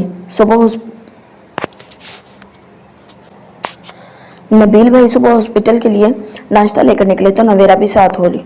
वाहिदा खाला को तीसरा दिन था। हॉस्पिटल में एडमिट हुए। सारा खानदान दो मरतबा जाकर इनकी इयादत कर चुका था। नवीरा भी 3 मरतबा जा चुकी थी। नबील के साथ वो हॉस्पिटल पहुंची तो रजिया चची वहीं थी। सलाम दुआ के बाद नबील चला गया तो नवीरा ने कमरे पर नज़र डाली। हॉस्पिटल का कमरा खासा वसी था। डबल बेडरूम था। रजिया चची के अलावा नर्स पास थी। खाला जान, रात कौन था आपके पास? दवाइयों को चेक करते इसने पूछा था। शारिक रात यहीं था। सुबह रजिया आई है, घर चला गया है, अभी निकला है, वाहिदा खाला ने बताया तो वो मुस्कुरा कर इनके पास ही कुर्सी पर आ बैठी। तबीयत खराब तो नहीं हुई? कोई दर्द वगैरह? वाहिदा बेगम मुस्कुरा दी थी। हाँ, दर्द तो होता है, एक ही करवट पर लेटे लेटे जिस्म टूटने लगता है। हाँ, ये तो होगा ही, आप फिक्र ना करें आपा, इंशाल्लाह सब ठीक हो जाएगा। नवाज बता रहा था कि इसने डॉक्टर से बात की है, ज़रा टांग का फ्रैक्चर ठीक हो जाए तो मसनूई टांग लग जाएगी। नवेरा की बजाय रजिया बेगम ने कहा तो वह रजिया से सर हिला गई। नवेरा ने बगौर देखा। रिफत बाजी ने कोई कॉल की इनका मूड बदलने को? इसने पूछा तो इन्होंने सर इस बात में हिला दिया। हाँ, दिन में 2-3 मरतबा करती है कॉल। बड़ी परेशान हो रही थी, कह रही थी कि वो पाकिस्तान आने की कोशिश करेगी। अच्छा, ये तो बड़ी अच्छी बात है। रिफत ने पिछले साल पाकिस्तान का चक्कर लगाया था। नवेरा सुनकर खुश हो गई थी। नाश्ता लेकर आई थी मैं। सिस्टर, आप खाला का मुंह हाथ धुलवा दे, मैं नाश्ता करवाती हूँ। चंद मजीद इधर उधर की बातों के बाद इसे ख्याल आया तो फ़ौरन नाश्ते का टिफ़िन खोलने लगी। चची जान, आपके लिए भी खाना निकाल दूँ? वाहिदा खाला के परहेजी खाने के अलावा शारिक वगैरह के लिए भी खाना था। और अब वो यहाँ नहीं था तो? नहीं, घर से निकलते वक्त मैं नाश्ता करके आई थी। नवाज को यूनिवर्सिटी के लिए निकलना था, वही मुझे छोड़ कर गया है। तुम आपा को नाश्ता करवाओ। बर्तनों में खाना निकाल कर ट्रे में सेट करके वो खाला वाजिदा की नाश्ता करवाने लगी। नाश्ते के बाद वो इधर उधर की बातें के बाद खाला का ध्यान बताने लगी। 12 बजे के करीब रज़िया चची चली गई तो खाला जान भी सो गई। नर्स इसे कमरे में मौजूद पाकर काफ़ी देर से कमरे से जा चुकी थी। वो कुर्सी पर बैठी वाहिदा खाला के मुतालिक ही सोच रही थी कि फ़ोन की घंटी बजी। अस्सलाम वालेकुम। अपनी आदत के मुताबिक इसने फ़ौरन सलाम किया था। वालेकुम अस्सलाम। कौन? नवेरा। दूसरी तरफ शारिक था। नवेरा अगर इसकी आवाज़ पहचान गई थी तो वो भी पहचान गया था। जी तुम कब आई? वो पूछ रहा था। जी सुबह नबील भाई के साथ नाश्ता लेकर, जब आप निकले थे थोड़ी देर बाद ही। अच्छा, क्या तुम आ गई? मैं ऑफिस में हूँ, यहाँ कोई काम था सो आना पड़ा। मैं अम्मी की वजह से परेशान था, लेकिन इत्मीनान था कि चची जान इनके पास है। फारिग होते ही कॉल कर रहा हूँ। क्या कर रही हैं अम्मी? शारिक ज़मान खिलाफ मामूल संजीदगी से पूछ रहा था। सो रही हैं, मेडिसिन ली थी इन्होंने, इसने मुख्तसरन जवाब दिया। और चची जान? वो घर चली गई हैं। इसने भी इसी के लहजे में कहा। अच्छा, अकेली गई थी कि नवाज आया था इन्हें लेने? वो पूछ रहा था। नवेरा को इसका ये सवाल और लहजे की संजीदगी कुछ अजीब सी लगी। अकेली गई थी? ओह। दूसरी तरफ से गहरा सांस लिया गया। नवेरा चुप ही रही थी। फिर शारिक ज़मान ने मज़ीद 1-2 मिनट बात करके फ़ोन बंद कर दिया था। इनसे बात करके नवेरा भी फिर से अजीब से एहसासात का शिकार होने लगी। शारिक ज़मान के गुज़श्ता रवैये, निगाहों की हरकत वो खाला जान के इस हादसे में भूल चुकी थी, मगर अब शारिक ज़मान की आवाज़ सुनकर फिर सब बातें याद आती चली गई थी। शारिक ज़मान का इसे अजीब उलझती नज़रों से देखना, इसके देखने पर कभी तो नज़रें चुरा लेना और कभी देखते रहना। वो एक दफ़ा फिर उलझ गई थी। खाला जान अभी तक दवा के असर थी। इन्हें 2-3 घंटे मज़ीद सोना था। जब भी दर्द होता तो नर्स इनको ये गोली दे देती थी। वो यूं ही टहलती रही। ज़ोहर की अजान हुई तो वो कमरे में मुल्क बाथरूम में घुस गई। वज़ू करके दूसरे बिस्तर की पाइंदी की तरफ से चादर उठाकर ज़मीन पर बिछाई। वो नमाज अदा कर रही थी। 4 सुन्नतें अदा करके वो फ़र्ज़ अदा कर रही थी जब एकदम दरवाज़ा खोलकर शारिक ज़मान अंदर दाखिल हुआ। नवेरा को कोने में नमाज में मसरूफ़ देखकर वो एक पल को रुका था। एक नज़र इस पर डाली जब रुकू में थी, दूसरी अम्मा पर। वो गहरी नींद में था। वो आहिस्ता आहिस्ता चलते दूसरे बिस्तर के सहारे आ बैठा। रात वो यहीं था। सुबह रज़िया चची के आने के बाद वो घर गया था, फिर ऑफिस चला गया। वहाँ वो मसरूफ़ हो गया था, लेकिन ख्याल था कि चची अम्मा के पास होंगी। गुमान नहीं था कि ये यहाँ होंगी, वरना सुबह का खाना रोज़ाना नबील लेकर आता था, कभी खालदा चची के साथ तो कभी भाभी। और अब फ़ोन पर इसकी आवाज़ सुनकर शारिक ज़मान के अंदर एकदम इसे देखने की तलब उभर आई थी। वो जब भी अम्मा को देखने हॉस्पिटल आई थी, वो कभी घर चला जाता था तो या कभी किसी डॉक्टर के पास। वो फिर ज़्यादा देर रुकती भी नहीं थी, थोड़ी देर बैठकर चली जाती थी। आज वो सारा दिन के लिए आई थी। नबील के साथ आने का सुनकर इसने अच्छी तरह अंदाज़ा लगा लिया था। उलझे हुए दिलो दिमाग इसकी हर हरकत पर मज़ीद उलझ गए थे। ये लड़की हर रूप में इसकी तवज्जो खींच रही थी। इसका ये रूप दिल मोह लेने वाला था, हर अंदाज दिल में नया एहसास पैदा करने वाला था। और आज इसे नमाज की हालत में देखकर शारिक के अंदर अजीब से एहसासात पैदा होने लगे थे। नवेरा ने इस्लाम फेर कर शारिक की तरफ देखा। इसकी मुकम्मल तवज्जो इसकी तरफ थी। नवेरा के देखने पर वो हल्के से मुस्कुराया। अस्सलाम वालेकुम। नवेरा ने आहिस्ता से सर हिलाकर सलाम का जवाब दिया। वालेकुम अस्सलाम। पुरजोश जवाब मिला था। नवेरा जो कुछ देर पहले इसे ही सोच रही थी, अब इसे यूं कमरे में देखकर हैरान रह गई। कैसी हो? नवेरा की नमाज अभी मुकम्मल नहीं हुई थी, मगर शारिक ज़मान की मौजूदगी में इससे मुकम्मल यकसोई से अदा भी नहीं हो पा रही थी। वो नमाज हमेशा तन्हाई में अदा करती थी और अब ठीक हूँ। सारा वजूद, सर, चेहरा बड़ी सी चादर में लिपटा हुआ था। नमाज के स्टाइल में लपेटी चादर नवेरा के खूबसूरत सेहतमंद चेहरे को मज़ीद पुररौनक बना रही थी। शारिक ज़मान से नज़रें चुराना मुश्किल हो गया था। इसकी नज़रें नवेरा के चेहरे पर जम कर रह गई थी। शारिक भाई, अभी मेरी नमाज मुकम्मल नहीं हुई, प्लीज़ आप कुछ देर के लिए बाहर चले जाएं। नवेरा ने दिलो दिमाग में जो बात अटकी थी बिला झिझक कह दी। शारिक ज़मान के सिर्फ चेहरे का रंग ही नहीं, तेवर भी बदले थे। क्यों? एकदम वो सर सी कैफियत में लिपट गया था। नवेरा का इसे यूं मुंह उठाकर कमरे से चले जाने का हुक्म बहुत गरांग। प्लीज़ माइंड ना कीजिएगा, मुझे बिल्कुल तन्हाई में नमाज अदा करने की आदत है, किसी की मौजूदगी में यकसोई नहीं रह पाती। अभी आप कमरे में दाखिल हुए तो मेरा ध्यान बट गया, प्लीज़। मुख्तसरन इसने संजीदगी से वजाहत दी थी। शारिक ज़मान ने गहरी सांस ली। ओके, तुम नमाज अदा करो, थोड़ी देर में आता हूँ। लंच करोगी? वो रिस्ट वॉच देखते उठ खड़ा हुआ था। नवेरा नफ़ी में सरा क्यों, लंच टाइम तो है। शारिक को भूख का एहसास हो रहा था। एकदम इसने सोचा था कि अभी अपने और नवेरा के लिए कुछ भी नज़दीकी रेस्टोरेंट से खाना पैक करवा लाएगा। अब इसका इनकार। सुबह मैं खाना लेकर आई थी, काफ़ी सारा टिफ़िन में मौजूद है, अगर आपको भूख लगी है तो ले लें, बल्कि हॉस्पिटल की कैंटीन से गर्म करवा लाएं, सुबह का तैयार किया हुआ है, अब तो ठंडा हो गया होगा। क्या है? मज़ीद चंद पल इसे देखते रहने को दिल ने उकसाया तो इसने टिफ़िन टेबल से उठा दी बिरयानी, साथ में चने का सालन और फुलके। तुम अम्मा के लिए सुबह ये लेकर आई थी? टिफ़िन खोल कर डब्बे देखते इसने नवेरा का चेहरा देखा। अम्मा को चूँकि बाथरूम के इस्तेमाल में अभी मसला था तो इनको डॉक्टर्स की हिदायत पर हल्की फुल्की ग़िज़ा इस्तेमाल करवाई जा रही थी, इसीलिए इसने पूछा था। नहीं, इनके लिए अलहदा खाना था, वो निचली दराज में हार्ड पार्ट में है। शारिक ज़मान ने दोबारा टेबल के निचली दराज की तरफ देखा। सुर्ख रंग का हार्ड पार्ट रखा हुआ था। ओके, मैं ये गर्म करवा कर लाता हूँ। वैसे बर्तन हैं कि ले आऊँ? नहीं, ये शॉपर में रखे हुए हैं, घर से लेकर आई थी। इसके बताने पर अभी शारिक के पास यहाँ रुकने का मज़ीद कोई जवाज़ नहीं था, सो टिफ़िन उठाकर चला गया। नवेरा जो कि इतनी देर से बमुश्किल खुद को कंट्रोल कर रही थी, इसने एक तल्ख सी नज़र दरवाजे पर डाली। शारिक ज़मान की अपने ऊपर डाली जाने वाली एक आम सी नज़र भी इसे अच्छी तरह महसूस हो रही थी। अब तो फिर पता नहीं क्या हो गया इनको, अल्लाह हिदायत दे। दोबारा नियत बांधने से पहले इसने सोचा था। नमाज अदा करके तस्बीह कर रही थी जब दरवाज़ा खुला। नवेरा ने पलट कर देखा। शारिक के साथ रज़ा को देखकर नवेरा के चेहरे पर एकदम ताज़गी आ गई। रज़ा, तुम?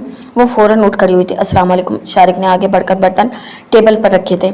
जब रज़ा ने सलाम किया, वालेकुम अस्सलाम। नवेरा जो तन्हा शारिक की वजह से उलझी हुई थी, नर्स भी नहीं थी, अम्मा भी सोई हुई थी, अंदर एक चीज़ इसका दिल काट रही थी। अब रज़ा को देखकर वो जैसे जी उठी थी, यूं जैसे अजनबी लोगों में कोई अपना मिल गया। मुझे यकीन नहीं आ रहा ये तुम हो, वो कहे बगैर ना रह सकी। इसके लहजे में अब ऐसी बात ज़रूर थी कि रज़ा तो एक तरफ, शारिक ने भी ताज्जुब से इसे देखा था। वो धीमे अंदाज में रहने वाली सुलझी सी तबीयत की मालिक लड़की थी। इसकी तबीयत की ज़रा सी बेताबी दोनों ने शिद्दत से महसूस की थी। शारिक नवेरा के चेहरे की खिलती रंगत को देखकर ही दंग रह गया था। शारिक की मौजूदगी में वो हमेशा गुमसुम, चुपचाप, लापरवाह, संजीदा बनी रहती थी, और अब एक वाजिया तहीस शारिक कमीज ने अच्छी तरह महसूस की थी। मैं ताई अम्मी की तबीयत मालूम करने आया था, कॉलेज से सीधा आया हूँ। कैसी हैं आप बड़ी अम्मा? वो काली यूनिफॉर्म में था, इसके हाथ में बुक्स। नवेरा को वो काली यूनिफॉर्म में हमेशा से बहुत ज़्यादा अच्छा और संजीदा और सुलझा हुआ लगता था। जाहिर है टांग का मसला फ्रैक्चर हुई है, अब आहिस्ता आहिस्ता ही आराम आएगा। तुम खड़े क्यों हो, बैठो ना। इसने फ़ौरन इसके करीब कुर्सी खिसका दी। शारिक ज़मान के लिए रज़ा के लिए नवेरा की ये अपनायत और बेतकल्फ़ी ना सिर्फ नई थी बल्कि हैरान कुन भी थी। रज़ा खामोशी से कुर्सी पर टिक गया। चची जान कैसी हैं? और रिमशा कहाँ है? इसे कहना किसी दिन हमारे यहाँ भी चक्कर लगा लिया कर, इतनी बेमुरव्वत है वो लड़की के खुद से कभी नहीं आती, हर बार मुझे इसरार करके बुलवाना पड़ता है। शारिक ज़मान इसे देखते दूसरे बेड के सराहने वाली साइड बैठ गया था। अम्मी ठीक है?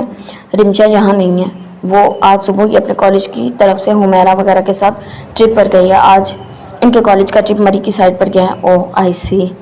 नवेरा ने सर हिलाया, फिर चादर ढीली करते हुए वो भी दूसरी तरफ कुर्सी घसीट कर बैठ गई। तुम हमारे घर क्यों नहीं आते? हाथ बढ़ाकर बड़ी अम्मा के बिस्तर की चादर दुरुस्त करते हुए पूछ रही थी। रज़ा हमीद हसन के वहम गुमान में भी नहीं था ये नवेरा यहाँ होगी। अगर इल्म होता शायद वो कभी इधर का रुख ना करता। अब दिल महसूस कर लब काट रहा था। नवेरा का अंदाज ही वही था, बल्कि पहले से ज़्यादा अपनायत भरा था, मगर अब खुश फहमियों से निकल आया था। वो इसे एक छोटा सा बच्चा, भाई या फिर दोस्त समझ कर रखती थी। वो अच्छी तरह जान गया था। तुमने जवाब नहीं दिया, तुम क्यों नहीं हमारे यहाँ आते? वो अपने हाथ की तीसरी उंगली की अंगूठी उतारते चढ़ाते पूछ रही थी। नवेरा के हाथों की हरकत और अंगूठी पर रज़ा और शारिक दोनों की नज़र पड़ी थी। दोनों के एहसासात ने अजीब से अंदाज में करवट ली थी। एक के गिर्द अज़ियत और तकलीफ के साथ नारसाई का जज्बा था और दूसरे के अंदर हिजान जज्बात का लावा बर्पा हो रहा था। एक का जी चाह के इसे इस हरकत से मना करते, दूसरे का जी चाह इसके हाथ से अंगूठी उतार कर दूर फेंक दे। एक अपने जज्बात से घबरा कर फ़ौरन सर झुका गया, दूसरा गम और गुस्से के लावे को एकदम फटने से रोकने के लिए फ़ौरन उठकर नवेरा के पास आ खड़ा हुआ था।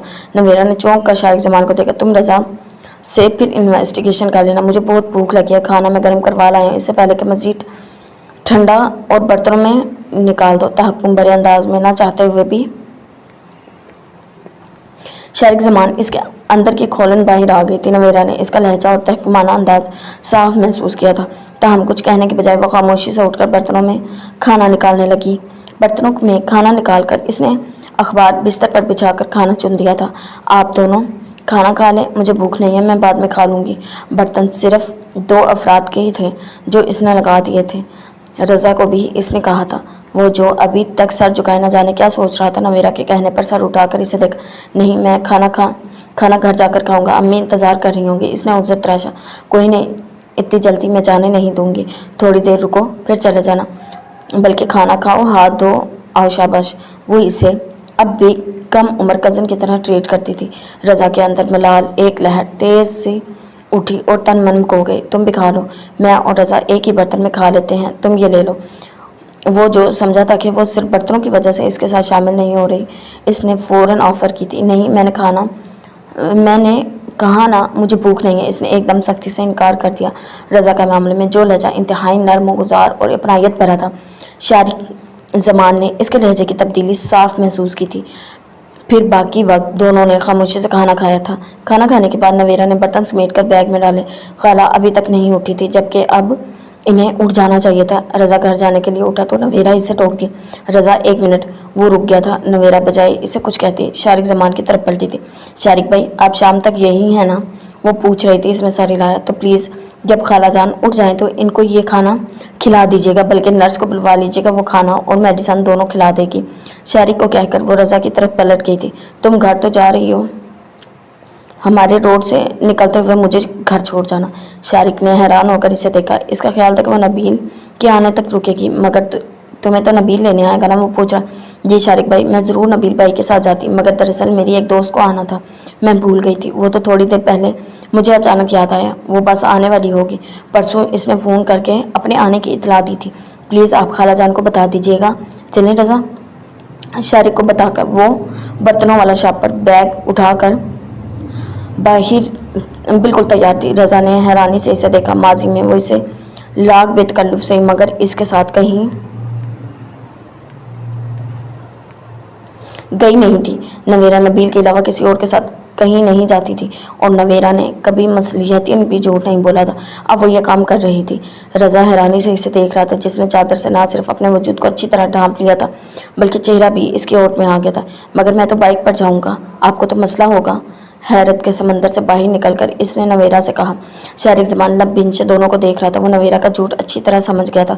وہ اچھی طرح سمجھ گیا تھا کہ نویرا اسے ایسے کیوں جا رہی ہے نماز کے لیے۔ جب اس نے اسے کمرے سے نکل جانے کو کہا تھا، شارق زمان کو برا نہیں لگا تھا، مگر اب اس کا رضا کے ساتھ بائک پر جانا بہت برا لگ رہا تھا۔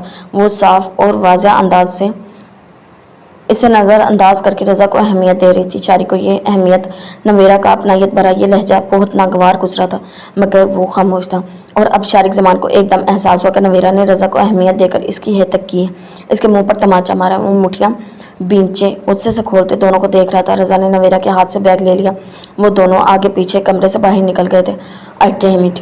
شارق کا جی چاہا کہ وہ کمرے میں موجود ہر چیز کو تہس نہس کر دے، اپنے وجود سمیت ہر چیز۔ اس کے اندر ایک دم ایسا اضطراب اٹھا تھا۔ نویرا نے اسے ناقابل اعتبار قرار دے کر جو تماچا مارا تھا، اس کی شدت سے وہ بلبلا اٹھا تھا۔ آئی ول کل یو رضا، آئی ول کل یو۔ اس وقت رضا اسے دنیا کا سب سے برا انسان محسوس ہوا تھا۔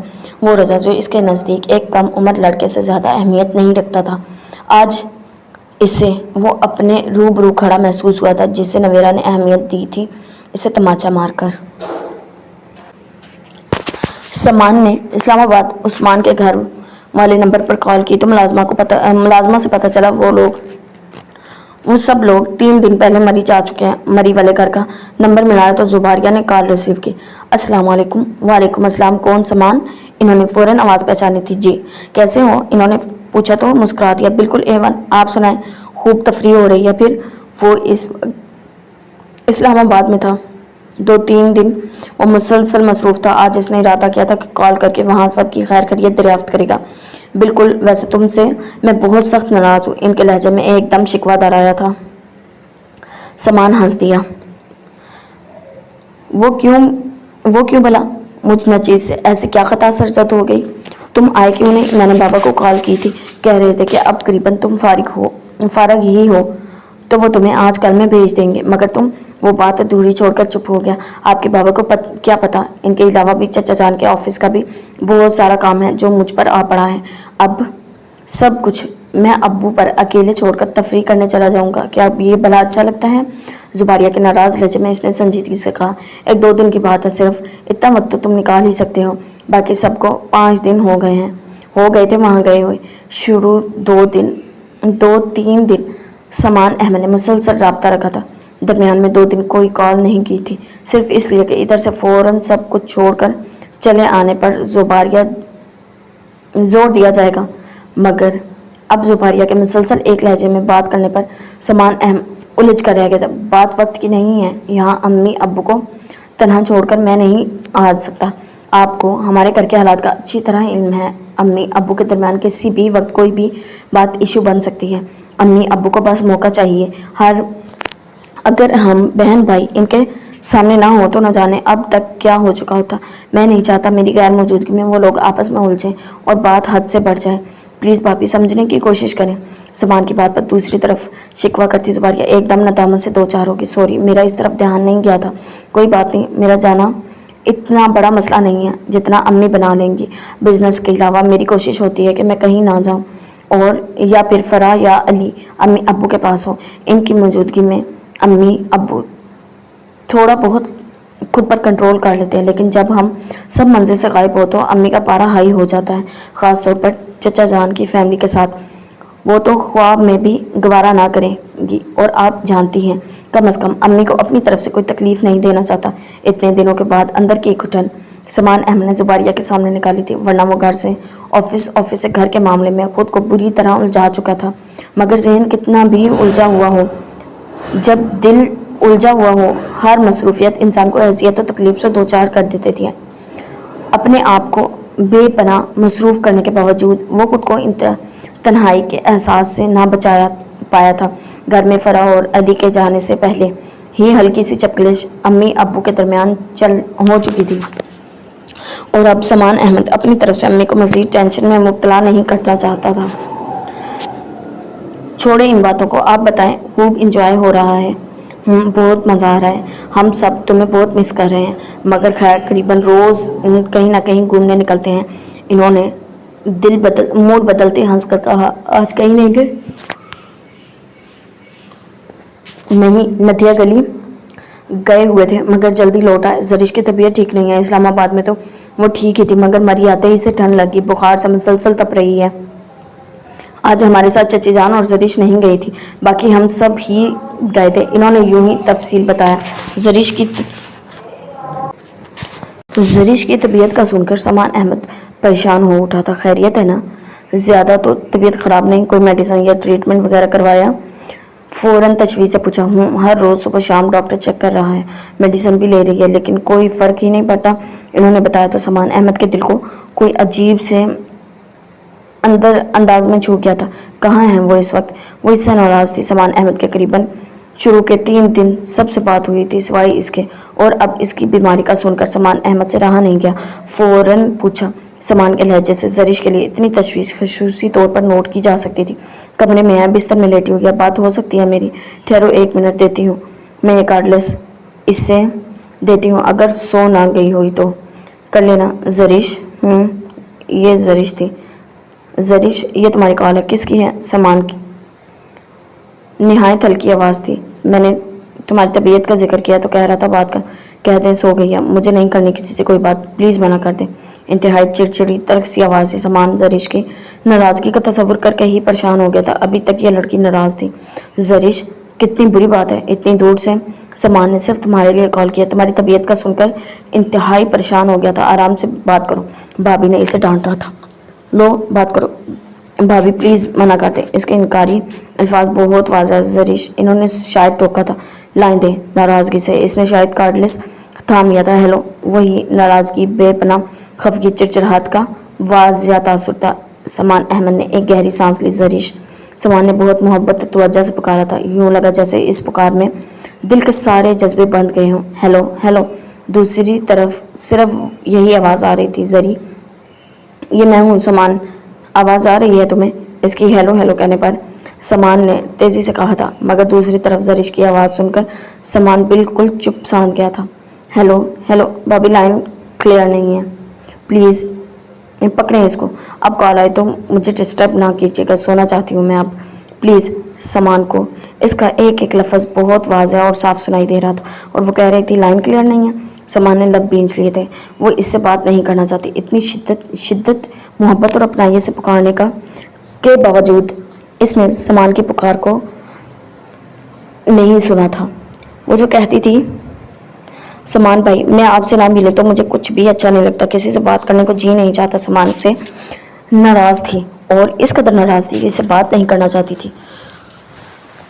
ہیلو بھابی، ہیلو بھابی کی آواز ماؤتھ پیس سے ابھری تو سامان نے آہستہ سے ریسیور کا ریڈر پر ڈال دی۔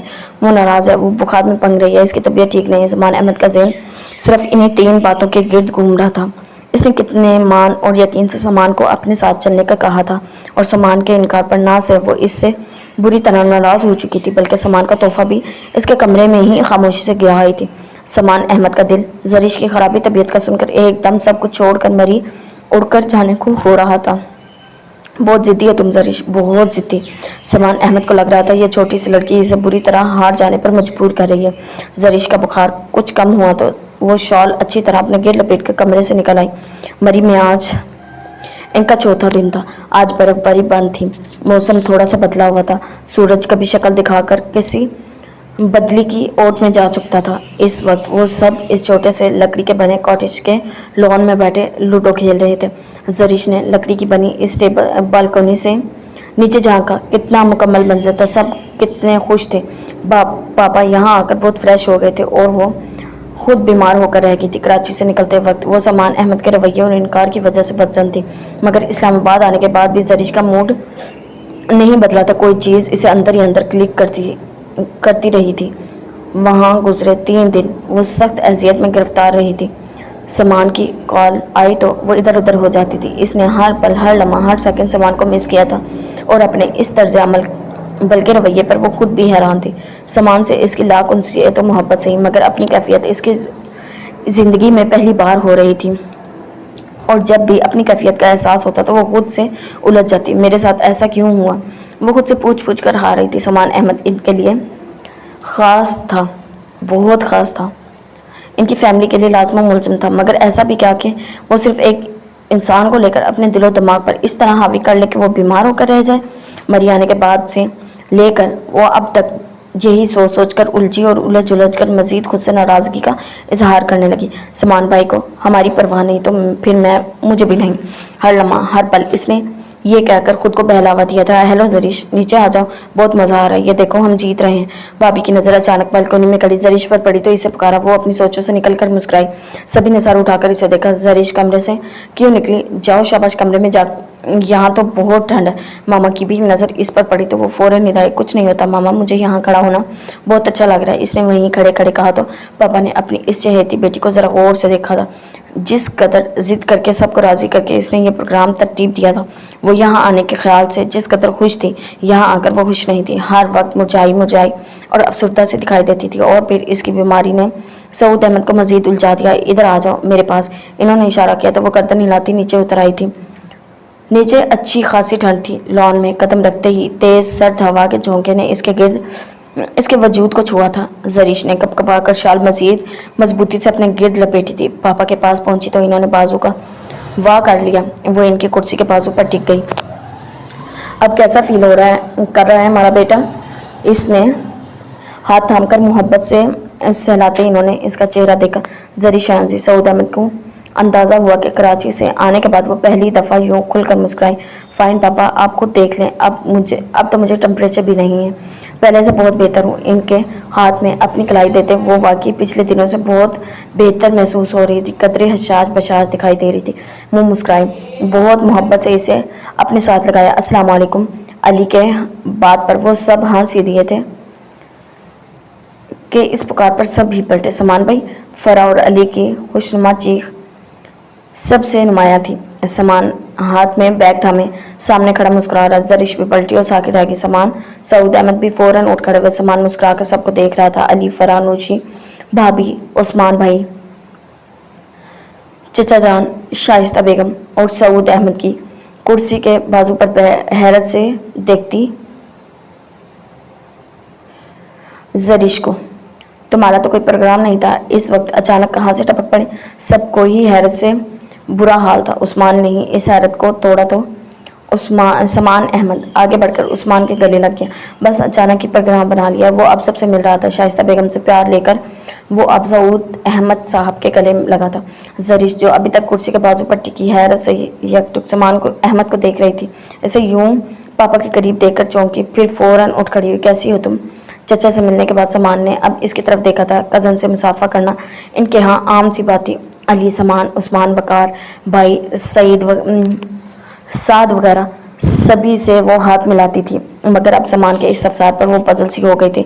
इसने जवाबन सर हिला दिया। समान ने बहुत गहरी नज़र से जरिश के हैरान मगर घबराए चेहरे का जायजा लिया था। इसका पजल होना बहुत अच्छी तरह महसूस हुआ था। पीला जर चेहरा वाकई बता रहा था कि वो गुज़श्ता दिनों कितनी तकलीफ से दो चार रही है। वो पहले भी बुखार में मुब्तला होती थी, मगर इतनी पीली जर्द और आंखों के नीचे हल्के कभी वाजिया नहीं हुए थे। समान ने हल्के से इसका हाथ दबाकर छोड़ दिया था। जैसे ही काम से फारिग हुआ तो फौरन चक्कर लगा लिया। फिर बहुत से लोग नाराज थे। सोचा नामाए अमाल अब इतना बुरा भी नहीं होना चाहिए। फौरन रुख्ते सफ़र बांधा और आप सब के सामने।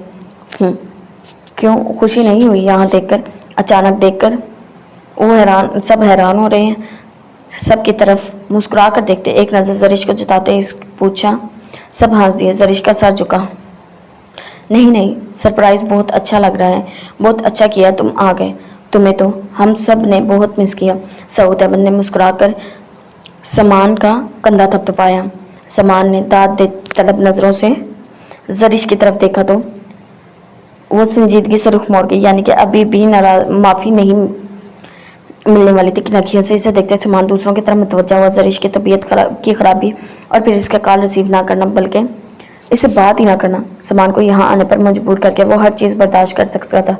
मगर जरिश की नाराज़गी ने इसकी तबीयत का सुनकर तो वो खुद को अजीब सा बेबस महसूस कर रहा था, और अब इसे देखकर एक तमानत का एहसास रगो पे में उतरता चला गया। ताहम जरिश का संजीदगी से रुख मोड़ लेना वाजा कर गया था। वो अभी तक नाराज़ है। तुम आए कैसे? कल की बर्फबारी से रास्ता तो ख़राब है। वो सब अंदर चले आए थे। उस्मान ने पूछा तो बाकी सभी मुतवज्जा हो गए। सीधा एयरपोर्ट से ही आया था। टैक्सी हायर की थी। रास्ता ख़राब था। ड्राइवर ने काफ़ी दूर उतार दिया। पैदल चल कर आए। तुम कॉल कर देते मैं गाड़ी लेकर आ जाता। उस्मान ने कहा तो वो हंस दिया। अगर कॉल कर देता सरप्राइज़ ना रहता। बिल्कुल ठीक कहा है समान को देखते सामने देखकर इन्हें अभी तक यकीन नहीं आ रहा था। चची की आवाज़ पर वो खिल उठा था। जरिश जो फौरन अंदर अपने कमरे में आ गई थी, अब बाहर इस छोटे से कॉटेज के छोटे से लाउंज में गूंजती आवाज़ों को सुनकर अजीब से महसूसात का शिकार हो रही थी। समान अहमद की अचानक आमद ने इसे भी हैरत और फिर खुशी से दो चार कर दिया। समान से लाख नाराज़गी का इजहार सही, मगर दिल अंदर ही अंदर खुद से खिल उठा था। वो अपनी कैफियत में मज़ीद उलझने की बजाय बिस्तर पर लेटकर आंखें मूंद गई थी। रात का खाना जल्दी खा लिया गया था। मेडिसिन का असर था कि क्या? जरिश फौरन बेखबर हो गई थी। रात को दोबारा बर्फबारी का सिलसिला तो शुरू नहीं हुआ, मगर धुंध बहुत बढ़ गई थी, जिसकी वजह से सर्दी भी शदीद थी। 10 बजे तक छोटे से लाउंज में बैठे सभी खुशगपियों में मसरूफ़ थे। आतिशदान के करीब बैठे खुश्क मिजाज से इंसाफ करते, जैसे किसी को कोई फिक्र और टेंशन नहीं थी। सऊद अहमद सोने के लिए उठे तो लड़कियां भी उठ गईं। इस कॉटेज में 2 कमरे थे और एक लाउंज। किचन सीढ़ियां चढ़कर ऊपर बालकनी के साथ था। ये कॉटेज सऊद अहमद ने ख़रीदा था। जब भी इन लोगों का यहाँ आने का प्रोग्राम होता वो लोग इसी कॉटेज में ठहरते थे। बहुत खूबसूरत और सजावट से भरपूर लकड़ी कतीदा ज़ेब काम इसकी खूबसूरती बढ़ाता था। सऊद अहमद और शाइस्ता एक कमरे में ठहरे हुए थे। जरिश, नौशीन, फराह और जुबारिया हमजा के साथ दूसरे कमरे में थी, जबकि अली और उस्मान लाउंज में मैट्रेस पर होते थे। आज चूंकि इनके साथ सामान भी था तो तीनों लड़कियों के जाने के बाद भी काफ़ी देर तक बातें करते रहे थे। फिर यूं ही बातें करते करते जाने कब आंख लगी। सोते सोते अचानक जरिश को हबस का एहसास हुआ। वो गहरी नींद से बेदार हुई थी। नाइट बल्ब की रोशनी से कमरा भरा हुआ था। वो साकित सी चारों तरफ देखते गए। खाना खाते ही वो मेडिसिन लेकर सो गई थी। कुछ मेडिसिन की तलखी और कुछ अपने साथ सोई नोशी और फरा के जिस्मों की हरारत, जरिश के ठंडे पसीने आते महसूस हुए। हलक खुश्क हो रहा था। इसने आहिस्तगी से लिहाफ उठाकर बिस्तर से बाहर टांगें निकाली। शॉल के लिए इधर उधर हाथ मारा, मगर कुछ ना मिला तो फरा का दुपट्टा ही उठाकर वो कमरे से बाहर निकल आई। लाउंज की लाइट रोशन थी। वो तीनों बातें करते सोए थे। लाइट ऑफ करना किसी को याद ही नहीं रहा था। जरिश की नज़र मैट्रेस पर लेटे वजूद पर पड़ी। अली और उस्मान इकट्ठे ही थे। लिहाफ ओढ़ रखा था, मगर सोते में वो इनके जिस्म से उतर चुका था। वो मुस्कुराकर आगे बढ़ी, झुक कर दोनों पर लिहाफ दुरुस्त किया। सीधी हुई तो नज़र सीधी काउच पर लेटे वजूद पर पड़ी, बगैर किसी गर्म कपड़े के, सिर्फ ऊनी चादर ओढ़े। समान अहमद मुकम्मल नींद में था। समान को अपनी सामने यहाँ देखकर वो जिस एहसास से दो चार हुई थी, एकदम फिर से इसी लपेट में आ गया था। समान अहमद से वो खफा थी और मज़ीद रहने का भी इरादा था, मगर यूं लाताल्लुकी का इख्तियार करना इससे जितना बेबस कर रहा था वो सिर्फ वही जानती थी। वो दोबारा अपने कमरे में आई। अलमारी से गर्म कंबल निकाल कर वापस लाउंज में आ गई। बहुत आहिस्तगी से गैर महसूस अंदाज में इसने कंबल गहरी नींद सोए वजूद पर डाल दिया था। नाराज़गी और गुस्सा अपनी जगह, मगर वो खुद को ऐसा करने से बाज ना रख पाई थी। लाउंज की लाइट ऑफ करके वो ऊपर किचन में चली आई थी। पानी का एक गिलास पीकर वो किचन से निकली तो ठंडे वो सर झोंके ने इसका इस्तकबाल किया। इसकी रीढ़ की हड्डी में सनसनाहट सी उतर आई। एक कपकपी रगो पे में तारी हो गई। फरा का दुपट्टा इस तेज सर्द झोंके के लिए सामने कुछ भी नहीं था। मेडिसिन की वजह से वो नींद पूरी कर चुकी थी। यूं ही बालकोनी में आ खड़ी हुई। एहतराम में हर चीज़ गहरी धुंध में लिपटी हुई थी। सर्दी, ओस और तेज झोंकों ने माहौल को अजीब सा पुरअसर बना दिया था। जरिश के अंदर एकदम खौफ की लहर उठी तो वो पलटी, मगर अपने सामने सीढ़ियों के पास खड़े वजूद को देखकर वो साकित हो गई। सर्दी से कपकपाते वजूद समेत वो फौरन नज़र फेर गई थी। आप अगले ही लम्हे वो सख्ती से होंठ दांतों तले दबा गई थी। एकदम याद आया कि वो इनसे सख्ती से खफा है। तुम इस वक्त इतनी सर्दी में यहाँ क्या कर रही हो? मरने का इरादा है क्या? आहिस्ता आहिस्ता कदम उठाते समान अहमद इसके पास आ गया था। जरिश खामोश ही रही। कोई अहमक ही होगा जो इस मौसम में इस तरह आधी रात को सर्दी इंजॉय करने यहाँ आया होगा। चलो नीचे, यहाँ ही पहले ही बीमारी से आदी हो रही है। सरमई गर्म चादर अपने गिर्द लपेटे समान डांटते हुए कहा था। डांटते हुए अंदाज में कहा तो जरिश ने बेपनाह खफगी से इन्हें देखे। मैं मरूं या जीऊं, आप जाएं यहाँ से।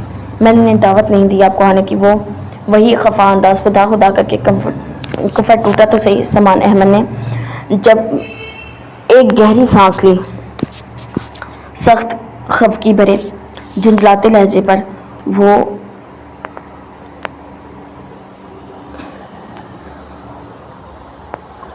सख्त खफगी भरे झंझलाते लहजे पर वो ओढ़ कर भी क्या सकता था। सर्दी से जरिश का कांपता वजूद साफ महसूस हो रहा था। काम वो रही थी। समान को अपने वजूद में कपकपी सी महसूस हुई। हर वक्त अहमकों की तरह जिद अच्छी नहीं होती।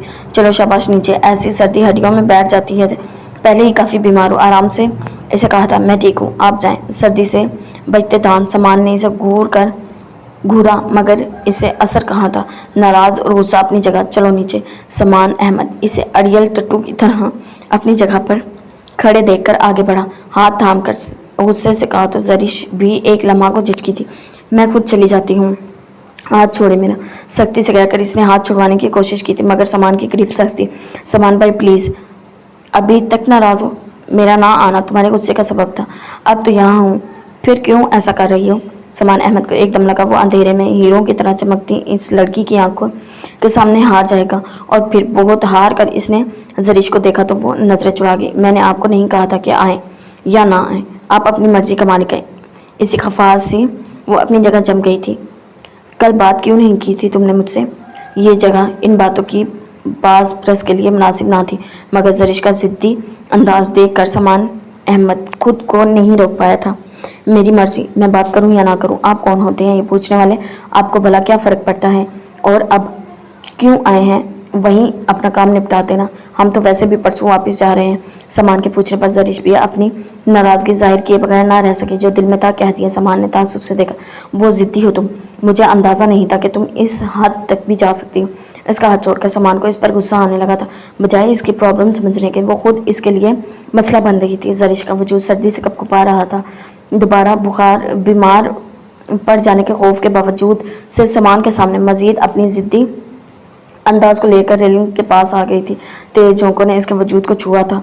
इससे सख्ती से मुंह पर हाथ रखकर अपने दांतों के म्यूजिक को शुरू होने से बचाया था। समान ने ताज्जुब से इसे देखा। अगर इसकी बीमार पड़ जाने का खौफ ना होता तो आधी रात को इस अंधेरे में खड़ा अपना वक्त और नींद खराब ना कर रहा होता। बहुत आहिस्तगी से अपने वजूद से गर्म चादर हटाकर इसके करीब आया था। वो इसकी तरफ पुश्त किए अंधेरे में घूर रही थी। गर्म कपड़े को अपने वजूद के किटलिपता देखकर पलटी थी। मुझे नहीं लेनी यह चादर प्लीज़। इससे पहले कि वो चादर उतारती समान ने सख्ती से इसके बाजू पर गिरफ्त की थी। समान के इस जारहाना अंदाज पर इसके अंदर की सारी मजामत वही ढह गई थी। समान ने गुस्से से इसका रुख अपनी तरफ किया था। तुम खुद को समझ क्या रही हो? मुझ जैसे अच्छे भले इंसान को तुमने क्या समझ रखा है? सिर्फ तुम्हारे गुस्से और ज़िद्दी अंदाज की वजह से मैं यहाँ हूँ। अम्मी अब्बू के दरमियान सख्त कशीदगी की फ़ज़ा चल रही है हमारी वजह से। वो सिर्फ खुद पर कंट्रोल कर रहे थे। फिर अब मैं इनको यूं लड़ता झगड़ता छोड़कर यहाँ आके मज़े करता हूँ तो तुमने मुझे इतना ही बेज़मीर समझ रखा है। सिर्फ और सिर्फ तुम्हारी नाराज़गी का एहसास था कि मैं सब कुछ छोड़ कर आया और तुम हो के। समान अहमद आउट हुआ था। सख्त गुस्से और इश्ताल से कहा तो जरिश सहम से गई थी। इसके नॉलेज में यह बात नहीं थी। वो तो समझ रही थी समान सिर्फ टालने को कह रहा है।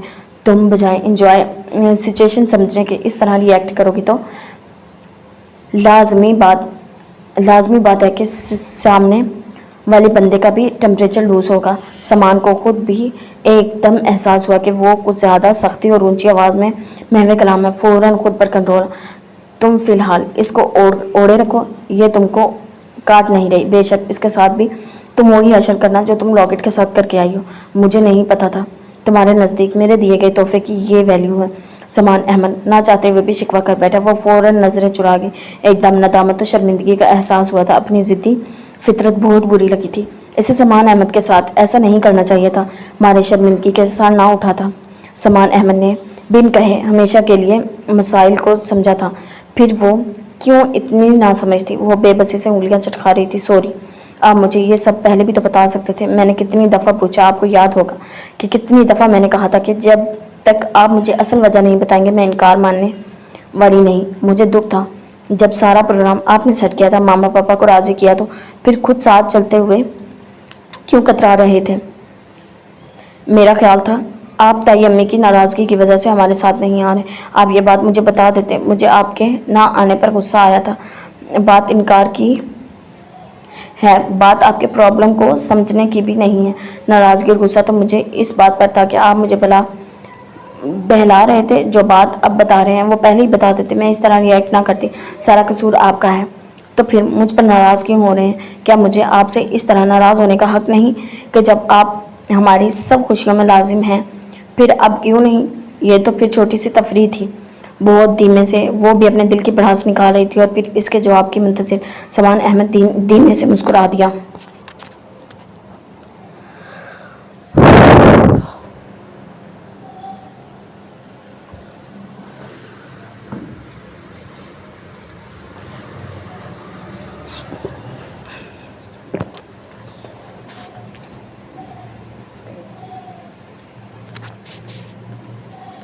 हाँ, हक है, मगर छोड़ो इस बात को। ये भी सच है कि मैं अम्मी की वजह से भी नहीं आना चाह रहा था। चचा वगैरह के साथ यूं तफरीह पर आना इन्हें बहुत नागवार गुजरता है। यूं भी इस वक्त यहाँ हूँ ये भी इनके नॉलेज में नहीं है। सिर्फ अब्बू जानते हैं। अम्मी को मैं बिज़नेस मीटिंग का कह कर आया हूँ। ताहम मेरे बाद अब्बू अम्मी के दरमियान कोई कशीदगी ना हो, बस यही फ़िक्र है। सॉरी, मुझे सूरत हाल का अंदाज़ा होता तो ये सिचुएशन ही ना आती। बहरहाल रियली सॉरी। समान हल्के से मुस्कुरा दिया। जरिश की यही आदत इसे बहुत अच्छी लगती थी और असल सूरत हाल जानने के फ़ौरन बाद अपनी गलती मान लेती थी। असल बात सामने आई थी तो जरिश को लगा वो एकदम हल्की फुल्की हो गई है। बहुत तमानियत से इसने अपनी चादर अपने गिर्द اچھی طرح لپیٹ لی تھی۔ اس کی ناراضگی بھی ایسی ہی ہوتی تھی اور صلح بھی، وہ دل میں بات نہیں رکھتی تھی، ورنہ گرم چادر کی وجہ سے زرش کو اپنے وجود کی کپکپاہٹ کم ہوتی محسوس ہوئی۔ چادر سے آتی مردانہ کولون کی مہک۔ زرش نے ایک گہری سانس لی، پھر اپنی اس حرکت پر فوراً سمان احمد کو دیکھا، کہیں وہ اس کی یہ حرکت نوٹ کر کے مسکرا تو نہیں رہا۔ سمان نے نوٹ تو نہیں کی، لیکن زرش کے دیکھنے پر کھل کر مسکرایا تھا۔ اب کیا خیال ہے؟ ناراضگی مزید چلے گی یا؟ بات دوری چھوڑ کر سمان نے اس کی نظروں میں جھانکا تھا۔ صاف نکھری اجلی ہنسی کا تاثر جیسے سرد فضا میں ٹھہر سا گیا تھا۔ سمان احمد کو اپنے اندر ارتعاش سا پیدا ہوتا محسوس ہوا۔ دل تھم تھم کر رکنے لگا۔ نہیں، میں ناراض نہیں تھی، مگر آپ کے انکار نے مجھے بہت تکلیف دی تھی۔ آپ جانتے ہیں آپ سب کے لیے میں کتنی پازیٹیو ہوں۔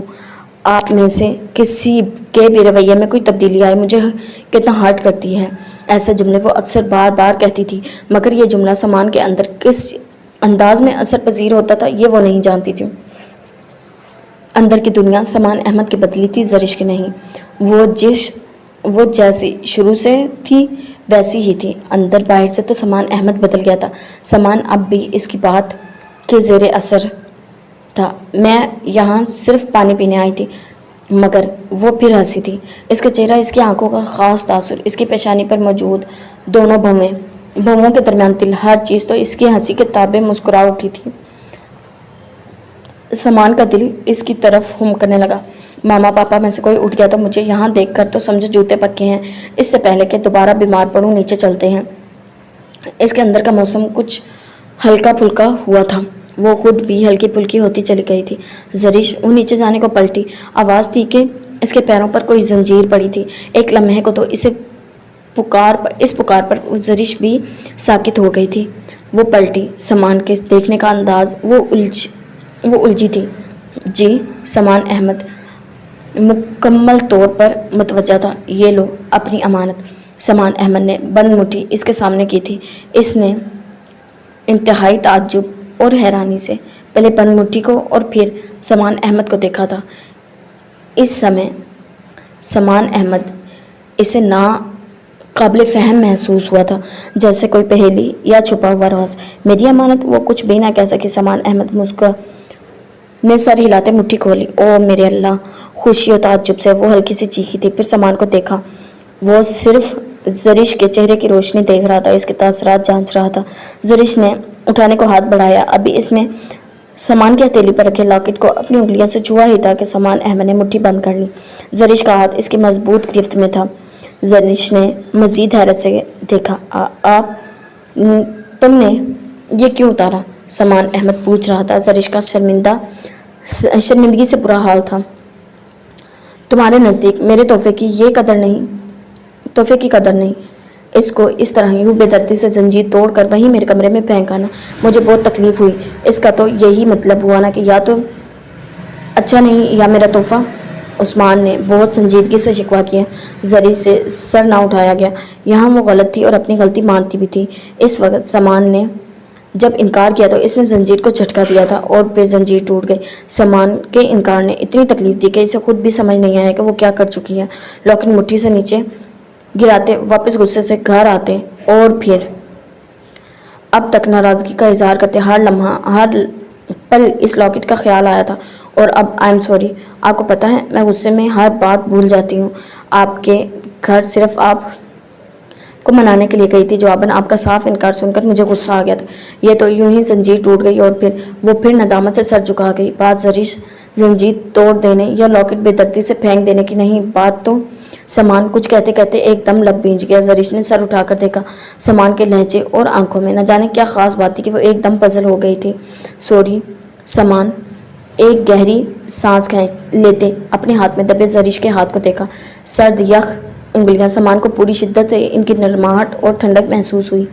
سامان نے گرفت کھولی تو زرش نے لاکٹ اٹھا لیا۔ اب دوبارہ اس کے ساتھ وہی حشر کرنا ہے تو مجھے ابھی سے بتا دو۔ لاک کھولتے زرش ہنس دی، پھر چادر تھوڑی سی سر سے سرکا کر اس نے وہیں کھڑے کھڑے لاکٹ پہنا۔ سامان احمد اسے دلچسپی سے دیکھ رہا تھا۔ زرش کے گلے میں لاکٹ دیکھ کر سامان احمد کے سارے وجود میں ایک طمانت بھرا احساس گردش کرتا چلا گیا تھا۔ آئندہ آپ کو یہ کہنے کا موقع ہی نہیں ملے گا۔ اب ہر بار صرف ایک ہی چیز، غصے کا نشانہ تو بنتے سے رہی۔ ہو سکتا ہے اگلی دفعہ زرش، سامان نے اسے شرارت سے کچھ کہتے ٹوک دیا تو وہ کھلکھلا کر ہنسی، جیسے فضا کی ہر چیز گنگنا اٹھی ہو۔ اوکے تھینکس، ورنہ اس بات کے غم سے تو میں بیمار ہی پڑ گئی تھی۔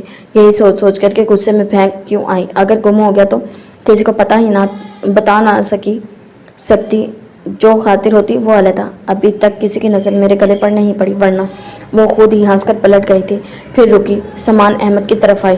آپ کی یہ چادر اتار کر اس نے آگے بڑھائی تو سامان احمد نے مسکرا کر تھام لی۔ وہ واپس سیڑھیوں کی طرف بڑھ گئی تھی۔ اب آپ بھی نیچے آ جائیں، یہ نہ ہو کہ کل مجھے الزام دے رہے ہوں تمہاری وجہ سے بھی۔ میں بھی، شرارت سے کہتی وہ تیزی سے سیڑھیاں اتر گئی تھی۔ سامان نے اوپر کھڑے اسے مسلسل مسکراتے غائب ہوتے دیکھا تھا۔ وہ لاؤنج میں بیٹھی ٹی وی دیکھ رہی تھی۔ بچوں کی وجہ سے گھر میں رونق رہتی تھی، مگر آج کل تو گھر خالی خالی رہنے لگا تھا۔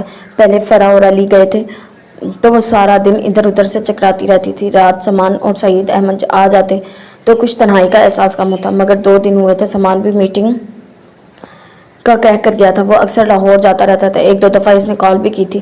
طاہرہ بیگم کو کچھ سکون ہو رہا تھا۔ فرح اور علی کو وہ بہت مس کر رہی تھی۔ سامان یہاں تھا تو 1-2 دفعہ اس نے ان دونوں سے بات بھی کروائی تھی۔ خود سے تو وہ کال نہیں کرتی تھی کہ وہ ان دونوں کے چچا کی فیملی کے ساتھ جانے کے خط میں نہیں تھی۔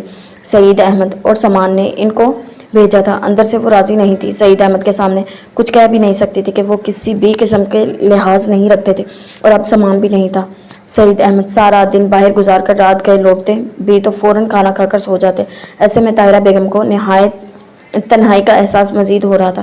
ٹی وی دیکھتے ہوئے ان کی نظر ذہنی رو فرح، علی اور سامان کی طرف بھٹک گئی تھی۔ ٹی وی دیکھتے اچانک ٹیلی فون کی گھنٹی بجنا شروع ہو گئی۔ انہوں نے ٹی وی بند کر کے ریسیور اٹھایا۔ السلام علیکم، اجنبی آواز تھی۔ وہ چونکی۔ وعلیکم السلام، کون؟ اچھا تم کیسے ہو بیٹا؟ دوسری طرف سے فوراً اپنا تعارف۔ اللہ کا شکر ہے آنٹی، آپ سنائیں۔ کیا سنانا ہے بیٹا؟ اکیلی بیٹھی بچوں کو یاد کر رہی ہوں۔ وہ تنہائی کے احساس سے گھبرائی ہوئی تھی۔ کوئی بات کرنے کو ملا تو فوراً دلی کیفیت کا کیوں خیریت، کہاں ہیں سب؟ فرح اور علی تو اسلام آباد گئے ہوئے ہیں عثمان کی طرف، اور سامان کا تمہیں پتہ ہی ہوگا، دن سے وہ بھی آفس کے کام کے سلسلے میں لاہور گیا ہوا ہے۔ انہوں نے تفصیلاً بتایا۔ اچھا سامان لاہور میں ہے؟ کتنے دن ہو گئے ہیں میری اس سے بات ہوئے؟ آج ابھی کال کی تھی میں نے، مگر اس کا نمبر آف تھا، اسی لیے کل کال کر رہا تھا۔ مجھے نہیں پتا تھا کہ وہ آؤٹ آف اسٹیشن ہے، ہو سکتا ہے وہ کسی میٹنگ میں مصروف ہو، ورنہ تو اس کا نمبر آن ہی ہوتا ہے۔ اچھا پھر آنٹی، میں پھر ٹرائی کرتا ہوں، آپ بھی کوشش کریے گا، اگر اس کا نمبر آن ہو تو مجھے بتا دیجیے گا، مجھے اس سے ضروری بات کرنی ہے۔ ٹھیک ہے، میں دیکھتی ہوں پھر کال کرتی ہوں، تم بھی کوشش کرنا۔ جی آنٹی ضرور، اوکے پھر اللہ حافظ۔ اللہ حافظ۔ ڈاکٹر ظفر کے فون کرتے ہی انہوں نے سامان کا نمبر ڈائل کیا، وہ آف تھا۔ انہیں حیرت ہوئی، سامان عموماً نمبر آف نہیں رکھتا تھا۔ پھر وہ مسلسل نمبر ٹرائی کرتی رہی۔ قریباً 1 گھنٹے بعد اس کی کوشش کامیاب ہوئی۔ سامان کے موبائل نمبر پر کال جا رہی تھی۔ ہیلو۔ دوسری طرف سے سامان کی بجائے کوئی بہت جلد سی نسوانی آواز سنائی دی تو طاہرہ بیگم الجھ گئی۔ سامان کا نمبر کوئی اور ریسیور کرے، انہیں حیرت سی 2-4 کرتے تھے۔ تم کون اور سامان کہاں ہے؟ انہوں نے کچھ سختی سے پوچھا تھا۔ وہ تو سو گئے ہیں، بلکہ سبھی سو گئے ہیں، ابھی وہ لوگ لوٹے تھے آتے ہی سو گئے۔ یہ تو موبائل کی آواز سے میری آنکھ کھل گئی۔ آپ کہتی ہیں تو میں سامان صاحب کو اٹھا دیتی ہوں۔ ملازمہ ٹائپ لہجہ تھا۔ طاہرہ بیگم کچھ اخذ نہ کر سکی۔ تم کون ہو؟ جی میں یہاں کام کرتی ہوں۔ کہاں؟ سامان کہاں ہے؟ اور وہ تو لاہور میں تھا۔ پھر وہ الجھی تھی۔ یہاں صاحب جی کے ہاں، اتنے دن ہو گئے تھے، سب لوگ مری گئے ہوئے ہیں، آج ہی لوٹے ہیں۔ آپ کون ہیں مجھے بتا دیں، چھوٹے صاحب اٹھتے ہیں تو بتا دوں گی۔ مری؟ چھوٹے صاحب آج ہی لوٹے ہیں؟ طاہرہ بیگم کا دماغ الجھ گیا تھا۔ تمہارے صاحب کا کوئی نام بھی تو ہوگا، کیا نام ہے جن کے ہاں تم کام کرتی ہو؟ انہوں نے آپ کے کچھ ڈانٹ کر پوچھا۔ عثمان صاحب، وہی جن کی بیگم ڈاکٹر ہیں۔ یہ لوگ کتنے دن سے اپنے چچا کی فیملی کے ساتھ گھومنے پھرنے مری گئے ہوئے تھے، آج ہی آئے ہیں۔ چھوٹے صاحب بھی ان کے ساتھ ہی تھے۔ ان کا موبائل یہاں ٹی وی لاؤنج کے پاس ہی پڑا رہ گیا، وہ خود سو گئے ہیں۔ عثمان؟ طاہرہ بیگم کو پہلے کچھ بھی سمجھ نہ آیا۔ جب ذہن نے کام کیا تو غصے سے ان کا برا حال تھا۔ تو سامان احمد مجھے لاہور کا کہہ کر خود چچا کی فیملی کے ساتھ ہے۔ صدمے، غم و غصے سے ان کی ذہنی حالت ایک دم خراب ہوئی تھی۔ میں سامان سب کو اٹھا دوں؟ سامان احمد نے آج تک ان سے جھوٹ نہیں بولا تھا۔ آج سامان کی وجہ سے ان کا دل سخت تکلیف سے دوچار تھا۔ تو 2 دن سے سمان احمد مری میں ہیں اور آج اسلام آباد۔ وہ جوں سوچتی جا رہی تھی غصہ بڑھتا جائے۔ میری اولاد اب مجھ سے جھوٹ بھی بولنے لگے گی اور اولاد بھی سمان احمد۔ انہیں ابھی تک یقین نہیں آ رہا تھا، تبھی سعید احمد اتنے مطمئن ہیں۔ اب ان کے غصے کا رخ دوسری طرف تھا۔ یہ سب یہی شخص کر رہا ہے، صرف اور صرف مجھے جلانے کے لیے، مجھے اذیت دینے کے لیے۔ غصے سے وہ صوفے پر بیٹھ گئی تھی۔ بس سعید احمد، یہ آخری بازی سمجھ لو۔ سمان احمد، جو چاہ رہا ہے وہ میں مر کر بھی نہیں ہونے دوں گی۔ جو تمہاری خواہش ہے وہ میرے جیتے جی تو پوری نہیں ہوگی۔ زرش اس گھر میں کبھی نہیں آئے گی، میرے ہوتے ہوئے تو کبھی نہیں۔ اگر ایسا ہوا تو غصے اور انتقام سے سب کچھ بھول بیٹھی تھی سعید احمد، اور کتنی دیر یہ سب کرو گے؟ دیکھنا تم میں کیا کرتی ہوں، جو میں کروں گی تم وہ دیکھنا۔ اگر میں خوش نہیں تو پھر شائستہ اور اس کی اولاد بھی نہیں۔ تنفر سے سوچتے وہ یہ سب بھول چکی تھی، کس کی اولاد کی خوشی سے ان کی اپنی اولاد کی خوشی بھی وابستہ تھی۔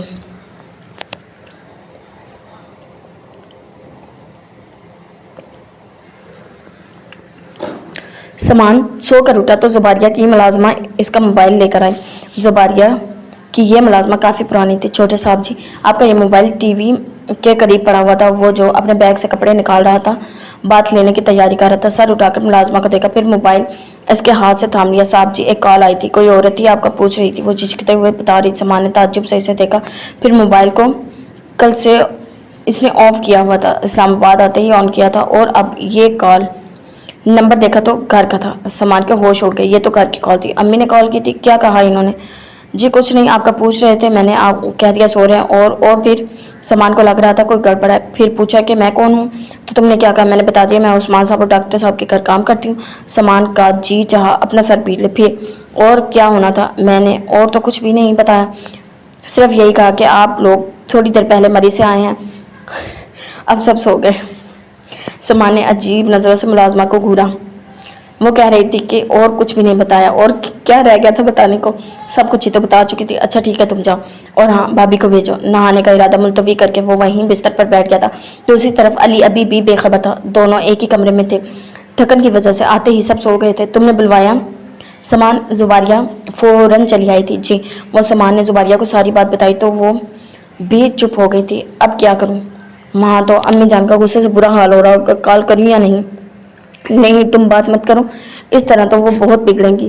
ایسا کرو پاپا کو کال کر کے بتا دو، وہ خود ہی ہینڈل کر لیں گے۔ نہیں، اس طرح تو وہی صورتحال ہوگی، یعنی لڑائی، جس سے میں بچنا چاہتا ہوں۔ زباریہ کے مشورے پر فوراً نفی میں ساری نہیں، کچھ نہیں ہوتا۔ لاؤ میں پاپا سے بات کر کے آرام سے انہیں سمجھاؤں گی اور کہہ دوں گی کہ وہ اس مسئلے میں ماما سے نہ الجھیں۔ کل تو تم لوگ ویسے بھی جا ہی رہے ہو، جا کر خود ہی ہینڈل کر لینا۔ انہوں نے آرام سے مسئلے کا حل نکالا تو سامان چپ ہو گیا۔ اس وقت وہ خود بھی امی ابو دونوں سے کسی بھی طرح کی بات نہیں کرنا چاہتا۔ سو خاموشی سے سر ہلا گیا۔ آپ بات کر کے دیکھ لیجئے پلیز، ابو کو اس طرح سمجھائیے کہ امی ان سے پوچھیں تو وہ الجھے نہیں۔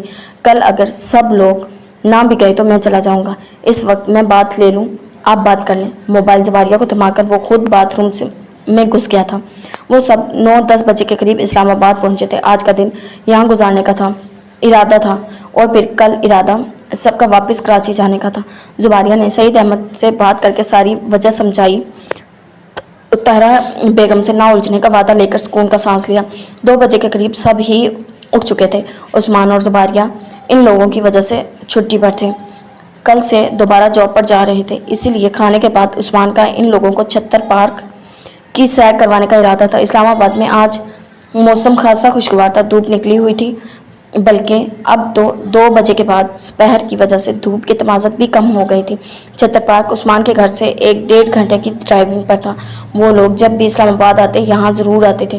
3 بجے کے قریب وہ لوگ گھر سے نکلے تھے۔ عثمان اپنی گاڑی ڈرائیو کر رہا تھا اور فرح و نوشین وغیرہ جس ٹویوٹا میں آئے تھے اس کو سمان احمد ڈرائیو کر رہا تھا۔ سعید احمد، شائستہ بیگم، زباریہ کی ملازمہ اور ڈرائیور عثمان کے ساتھ، جبکہ فرح، نوشین، زرش، زباریہ، حمزہ سب ہی ٹویوٹا میں تھے۔ راستے میں ان لوگوں نے کھانے پینے کا سامان خریدا۔ دونوں گاڑیاں آگے پیچھے چل رہی تھی۔ زرش کی طبیعت پچھلے 2 دنوں سے خاصی سنبھلی ہوئی تھی، اندرونی اور بیرونی طور پر وہ بہت فریش تھی۔ گاڑی میں سب نے ادھم مچا رکھا تھا۔ پارک میں دونوں گاڑیاں آگے پیچھے رکی تھی۔ ٹکٹ لے کر وہ پارک میں چلے آئے۔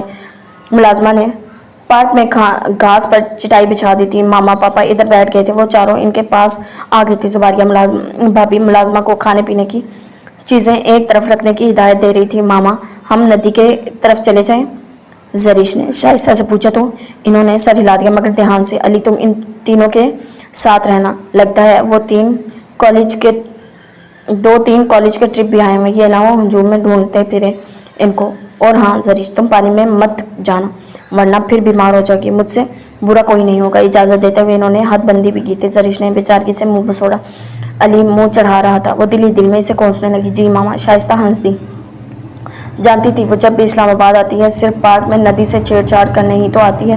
آپ نہیں آئیں گے؟ نوشین نے ان پانچوں سے پوچھا تھا. نہیں تم لوگ جاؤ ہم تھوڑی دیر میں آتے ہیں. عثمان بھائی کے کہنے پر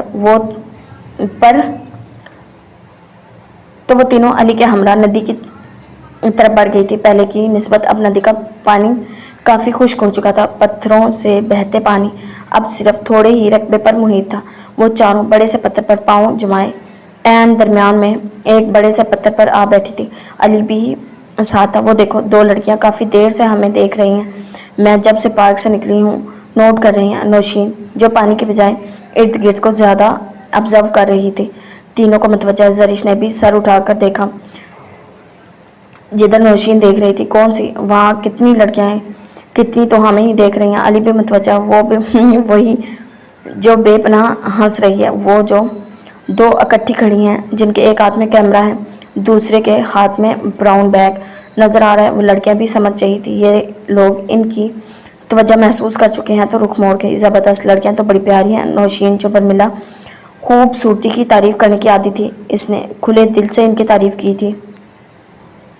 ہاں ریڈ سوٹ والی کچھ زیادہ ہی پیاری ہے. کیا خیال ہے؟ علی نے بھی شرارت سے ان کی طرف دیکھا. اس چھیڑ چھاڑ پر تینوں نے گھورا. خیال کچھ برا نہیں ہے مگر ان سے جوتے تمہیں کھانے پڑیں گے. ہم سے کھا لو تو شاید ذلت سے بچ جاؤ. زریش نے دوسرے پتھر پر پڑے اپنے جوتے کی طرف اشارہ کیا تو وہ کھل کر ہنس دیا. ویسے علی کا بھی کوئی قصور نہیں. ریڈ سوٹ والی تو دور سے ہی آنکھوں کو خیزہ کر رہی ہے. ذرا غور کرو تو ارد گرد کئی لڑکے متوجہ ہیں اس کے. چھوڑو بھی کیا ایک ہی لڑکی حسین ہے؟ ہم سا کوئی ہو تو بتائے. زریش نے نوشین کو چھیڑتے ہوئے کہا. لو آ گئے اب بولو. فرح نے جو سامان احمد کو کچھ فاصلے سے اپنی طرف آتے دیکھ چکی تھی نے شرارت کا کیا مطلب؟ اس نے فرح کو دیکھا اور پھر اس کی آنکھوں کے تعاقب میں سامان کو آتے دیکھ کر ہنس دی. ہاں اس معاملے میں تو ہم بھی متفق ہیں کہ سامان بھائی جیسا کوئی اور نہیں. یہ زریش کے مقابلے میں آتے ہیں. علی برجستہ گویا ہوا تھا. زریش چھینک گئی تھی. بکمت خبردار اب بکواس کی تو وہ تو میرے بھائی ہیں. خجل سا ہو کر اس نے علی کو ٹوک دیا. سامان احمد اپنے نزدیک آ چکا تھا. علی نے زریش کہ وہ تو میرے بھائی ہیں کے جواب میں کچھ کہنے کو منہ کھولا ہی تھا کہ وہ لب بھیج گئے. سامان پتھروں کو پلانگتا ان کے پاس ہی دوسرے پتھر پر آ بیٹھا تھا. کیا ہو رہا ہے؟ علی کی گود سے حمزہ کو لے کر اچھالتے ہوئے انہوں نے تینوں لڑکیوں کو دیکھا تھا. آپ کی برائیاں ہو رہی ہیں. زریش نے چھیڑنا چاہا تھا. Not bad. یقیناً تعریفی انداز ہی ہوگا. وہ بھی مذاق سمجھ چکے تھے. اسے کہتے ہیں اپنے منہ میاں مٹھو. کیا خوش فہمی. علی نے تو بات ہی الٹا دی تھی. سامان نے گھورا. تینوں لڑکیاں ہنس دی. ہاں تو ہم سامان بھائی کی تعریف کر رہے ہیں. فرح کو علی کا بولنا بالکل اچھا نہ لگا. فوراً سامان کی حمایت میں اور بھی شرارت سے بولی. ہمارے سامان بھائی جیسا کوئی ہے تو سامنے آئے. شرارت سے سامان کے بالکل مقابل بیٹھی زریش کو کندھے سے چھوا تو زریش پھر پزل ہوگی. تم مجھ سے پٹو گی. میں پہلے ہی بیان جاری کر چکی تھی. اس کے خجل ہونے اور پھر صفائی والے انداز پر علی فرح اور نوشین کے بلند بانگ کہہ کے گونج اٹھے تھے. سامان بھائی پلیز ان کو سمجھائیں. زریش جو اپنی ہی بات میں پھنس گئی تھی نے فوراً سامان کے درمیان میں گھسیٹا. معاملہ کیا ہے؟ باری باری باقی تینوں کی شرارتی مسکراہٹ کو دیکھتے ہوئے سنجیدہ ہوا تھا. کچھ نہیں. زریش کا دعویٰ ہے کہ ان سا کوئی ہے تو سامنے آئے. جواباً فرح نے آپ کو نامزد کیا ہے اور یہ محترمہ کہہ رہی ہیں کہ آپ ان کے سگے علی کے بچے. زریش نے دوسرے پتھر پر پڑا جوتا اٹھا کر مارا تھا. او میری ماں. سامان بھائی سوچ لیں اتنی جلاد صفت لڑکی آپ کی شہ پر اتنی اکڑتی ہے یہ ورنہ. علی. سامان کی ایک سخت تنبیہ پر علی فوراً ساری لنترانیاں بھول گیا تھا. تم مائنڈ نہ کرنا بکواس کر رہا ہے. سامان نے زریش کو کہا تو وہ کھا جانے والی نظروں سے علی کو اپنی شامت یاد رکھنے کی وارننگ دینے لگی اور علی اس کی وارننگ کو आंखों ही आंखों में नज़र अंदाज करता रफू चक्कर हो गया। मामा पापा और भैया भाभी कहाँ हैं? नौशीन ने सामान से पूछा। भैया भाभी शायद दूसरी तरफ निकल गए हैं। चचा जान और चची जान वहीं बैठे हैं। वो कह रहे थे थोड़ी देर में वो भी इधर आ रहे हूँ। तुम लोग इधर ही आकर बैठ गए हो, घूमो फिरो। अली जो सामान के टोकने पर फौरन रफू चक्कर हुआ था अब कहीं दिखाई नहीं दे रहा था। हुमैरा देखो वही लड़की जिसे तुमने फेरी लैंड की परी कहा था। अरे हाँ ये तो वही है, मगर वो इसके साथ प्रिंस चार्मिंग कौन है? हुमैरा भी फौरन मुतवज्जा हुई थी। यार वही जो गाड़ी ड्राइव कर रहा था, जिसे मैंने अपोलो का मुजस्मा कहा था। हाँ वही है। जब हमने अपनी बस से इसे देखा था मुझे सिर्फ साइड नजर आई थी। यार वाकई ये किसी अपोलो के मुजस्मे से कम नहीं है, कुछ ज़्यादा ही। वो लोग अपने कॉलेज ट्रिप के साथ इस्लामाबाद आई हुई थी। पिछले दिनों वो मरी में थी। कल मरी में इनका आखिरी दिन था और वहीं सड़क पर गाड़ी को ओवरटेक करते हुए इनकी इस लड़की बल्कि पूरी गाड़ी पर नजर पड़ी थी। और आज इस पार्क में इनको दोबारा देखकर वो दोनों न सिर्फ हैरान हुई थी बल्कि महसूस भी हुई थी। कल भी ये लड़की गाड़ी में बैठी बाकी दोनों लड़कियों के साथ मसरूफ थी और आज भी वो सब इकट्ठी ही थी। वो बार बार इनको पलट पलट कर देख चुकी थी, मगर अब सिर्फ ये लड़की और लड़का तन्हा थे। यार कितना प्यारा बेबी है इनका। रिमशा को तो बच्चे बहुत अच्छे लगते थे, एकदम मछली। हमजा बड़ी शराफत से सामान के गोद में था, बिल्कुल अपने माँ बाप पर गया है। यार लड़की के चेहरे पर कितनी मासूमियत है, इतनी नरमी, और आंखों को देखो जैसे हीरों की तरह जगमगा रही हूँ। हुमैरा सीढ़ियों पर बैठे समान अहमद और जरीश के मुतालिक कह रही थी। वैसे हुमैरा लगता तो नहीं है ये लड़की इस बच्चे की मदर है, इतनी यंग और कम उम्र है। मुझे तो ये मैट्रिक की स्टूडेंट भी नहीं लगती। बाज़ लड़कियों की लुक ऐसी होती है, वो अपनी उम्र से कई साल कम दिखाई देती हैं। हुमैरा ने बड़ी दादी अम्मा की तरह जवाब दिया था। रिमशा ने घूरा। सुनो इस कपल की तस्वीर खींचे, कितनी प्यारी क्यूट और मासूम सी लड़की है। और इस वक्त न जाने ऐसा क्या हुआ है कि लगता है बीमार है, मगर थोड़ी देर पहले दूसरी लड़कियों और लड़के के साथ तो मुस्कुरा रही थी। मरवाओगी, कोई तस्वीर नहीं खींचनी तुम्हें तो। आजकल गद्दी भी खूबसूरत लग रही है। वैसे खैरियत है ना? कहीं रज़ा साहब से तो फ़ोन पर हेलो हाय नहीं हो गया? हुमैरा ने इसे रज़ा के नाम पर छेड़ा तो वो झेम के क्या हार जाए, तस्वीर खींच लेते हैं ईमान से। मैंने इतना मुकम्मल हुस्न, वो भी इस कदर पुरसोज, आज तक नहीं देखा। इतना मुकम्मल कपल तो कहीं नहीं होगा। वालिदैन ने एक तरफ इतना क्यूट सा बेबी, ओह इसने दूर से ही हमजा को प्यार किया था। हुमैरा ने इसे हाथ मारा। कोई नहीं, चलो यहाँ से। वो मर्द अब हमें बार बार देख रहा है, इससे पहले कि वो शराफत से हमें 9-2-11 करें हमें खुद ही चले जाना चाहिए। हुमैरा इसका हाथ बाजू पकड़कर दूसरी तरफ चली आई थी। समान अहमद जो इन दोनों लड़कियों को काफ़ी देर से धीमे सुरों में बार बार अपनी तरफ मुतवज्जा पाकर गुफ्तगू करते देख रहा था, इनको दूसरी तरफ जाते देख। चलो अब इधर से चलते हैं, सूरज गरूब होने वाला है, उठो, समान ने कहा और हमजा को बाजू में उठाए, हाथ से इसे सहारा देकर अपने मुकाबले खड़ा किया। झूले पर बैठोगी? समान ने पूछा तो वो पहले तो इनकार करने के ख्याल से गर्दन हिलाने लगी, फिर समान की अपनी ज़ात के लिए इतनी फिक्रमंदी महसूस करके इस बात में सारी लागे। ज़बरदस्त, ये रंजीदा सी लड़की मुस्कुराते हुए कितनी प्यारी लगती है। दूर खड़ी रिमशा की चोंच भी हिली थी, आवाज़ काफ़ी बुलंद थी जो समान और जरीश तक भी पहुंची थी। अल्फाज वाज़िया ना थे, अलबत्ता दोनों ने देखा ज़रूर था। जरीश देखकर ये वही लड़कियां थी, एक रेड सूट वाली और दूसरी स्किन शेड में मलबूस थी। जरीश के देखने में वो रेड सूट वाली लड़की करीब चली आई। अस्सलाम वालेकुम। हुमैरा ने घूरने के बावजूद इसके करीब आकर सलीके से सलाम किया था। वालेकुम अस्सलाम। समान ने ताज्जुब से लड़की को देखा। जरीश ने गैर सगाली की मुस्कुराहट होंठों पर सजा रखी थी। मेरा नाम रिमशा जावेद है और ये मेरी कज़न, मेरी क्लास फेलो और बहुत अच्छी दोस्त हुमैरा फारूक। इधर आओ ना। इसने बड़े एतमाद से अपना तारुफ करवाकर अपने से दूर खड़ी हुमैरा को भी दरमियान में घसीटा तो वो अंदर ही अंदर रिमशा की इस देदा दिलेरी पर इसे घूरते लानत मुलामत करते रहे। अस्सलाम वालेकुम। घूर कर रिमशा को देखा था, वो मुस्कुरा दी। हम लाहौर से अपने ट्रिप के साथ आए हुए हैं। पिछले दिनों हम मरी में थे, इससे पहले हम नादरान एरिया में थे। 2 दिन रह गए आए हैं। समान ने ना समझी से इन दोनों लड़कियों और फिर जरीश को देखा था। इस सारे तारुफ का क्या मकसद था? समान, कल हमने मरी से वापसी पर अपनी बस से आप लोगों की गाड़ी देखी थी। समान की हैरत के साथ ये दोनों लड़कियां मशकूक भी थी। तो फिर आपके समान के होंठों से ये ज़रूर निकला था, आपकी मिसेस बहुत प्यारी हैं, बहुत मासूम, क्यूट। और रिमशा को तारीफ के लिए अल्फाज ना मिले तो चुप होगी। जी, समान ने अजीब नज़रों से इन लड़कियों को देखा। ये लड़की समान को कुछ खिसकी हुई लगी थी। इन जरीश को तो जो खुद भी जज्ब सी हो गई। प्लीज़ आप डायरेक्ट अपनी आमद का मकसद बयान करें, इससे पहले कि वो मजीद कोई गौर अफशानी करती। وہ اور زریش ایک دوسرے کے سامنے شرمندہ ہوئے تھے۔ اس نے سامنے کھڑی لڑکی کو ٹوک دیا۔ میں وہی بیان کرنے لگی تھی، لیکن سوچا آپ ناراض نہ ہوں، یہ ساری تمہید باندھی ہے۔ ویسے تمہید بھی کیا، آپ دونوں سے بہت متاثر ہیں۔ آپ کے زریش کو بھی سامنے کھڑی یہ لڑکی کافی دلچسپ لگی۔ حمیرہ کا خیال ہے کہ آپ فیری لینڈ کی باسی کوئی پری ہیں جو بھول کر ہماری زمین پر آ گئی۔ آپ کی صورت چہرے کا معصوم تاثر اور آنکھوں کی جگمگاہٹ ہماری دنیا کی کسی باسی کی خصوصیات نہیں ہو سکتی، اور میرا خیال ہے آپ کسی اپولو سے کم نہیں، بلکہ اس سے 100 نہیں تو 99 نمبر زیادہ ہیں۔ ابھی تھوڑی دیر پہلے حمیرہ نے آپ کو پرنس چارمنگ کا خطاب دیا ہے، تو کہ میرے نزدیک بالکل درست ہے۔ آپ اب کے سامان اور زریش دونوں حیران ہو کر اس مسلسل بولتی رمشا کو گھور رہے تھے۔ رمشا کی بچی بکواس بند کر، حمیرہ اسے مسلسل ٹوک رہی تھی، مگر اسے پرواہ نہیں تھی۔ اس ساری تعریف گفتگو کا مقصد اب کے سامان احمد سے راہ نہ گیا۔ جی وہی تو میں بتا رہی ہوں، وہ چپ ہوگی۔ سامان نے الجھ کر دیکھا، وہ دراصل ہمیں آپ کا کپل بہت اچھا لگا، آپ کا یہ بیبی بھی بہت پیارا ہے، میں چاہتی ہوں کہ کیا آپ ہوش میں تو ہیں؟ ایک لمحے کو تو سامان احمد بھی چکرا گیا تھا۔ زریش فوراً ہوش میں آئی۔ جی بالکل، اسی لیے میں آپ دونوں کی ایک اور آپ کے بیبی کی تصویر لینا چاہتی ہوں۔ کیا؟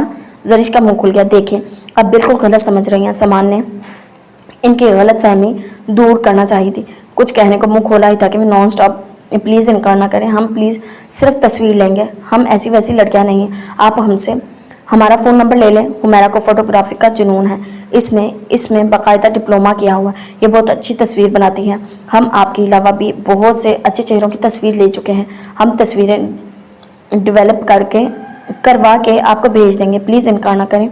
سامان کی بات کو کاٹ کر وہ بھی اپنی ہی آنکھیں جاری۔ سامان نے زریش کو دیکھا، وہ سرخ چہرہ لیے شرمندگی سے نظریں چرا گئے۔ اس لڑکی کی یہ بکواس اسے بہت گراں گزری تھی۔ دیکھیے، آج آپ نے جو بھی کہا ہے صحیح ہے، لیکن آپ جو بھی سمجھی ہیں وہ غلط ہے، ہمارا آپس میں جو رشتہ ہے وہ…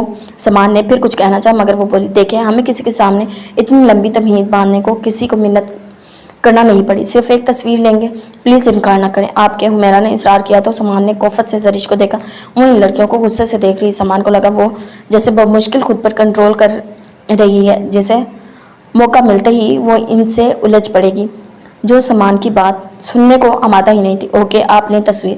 زریش کم آن۔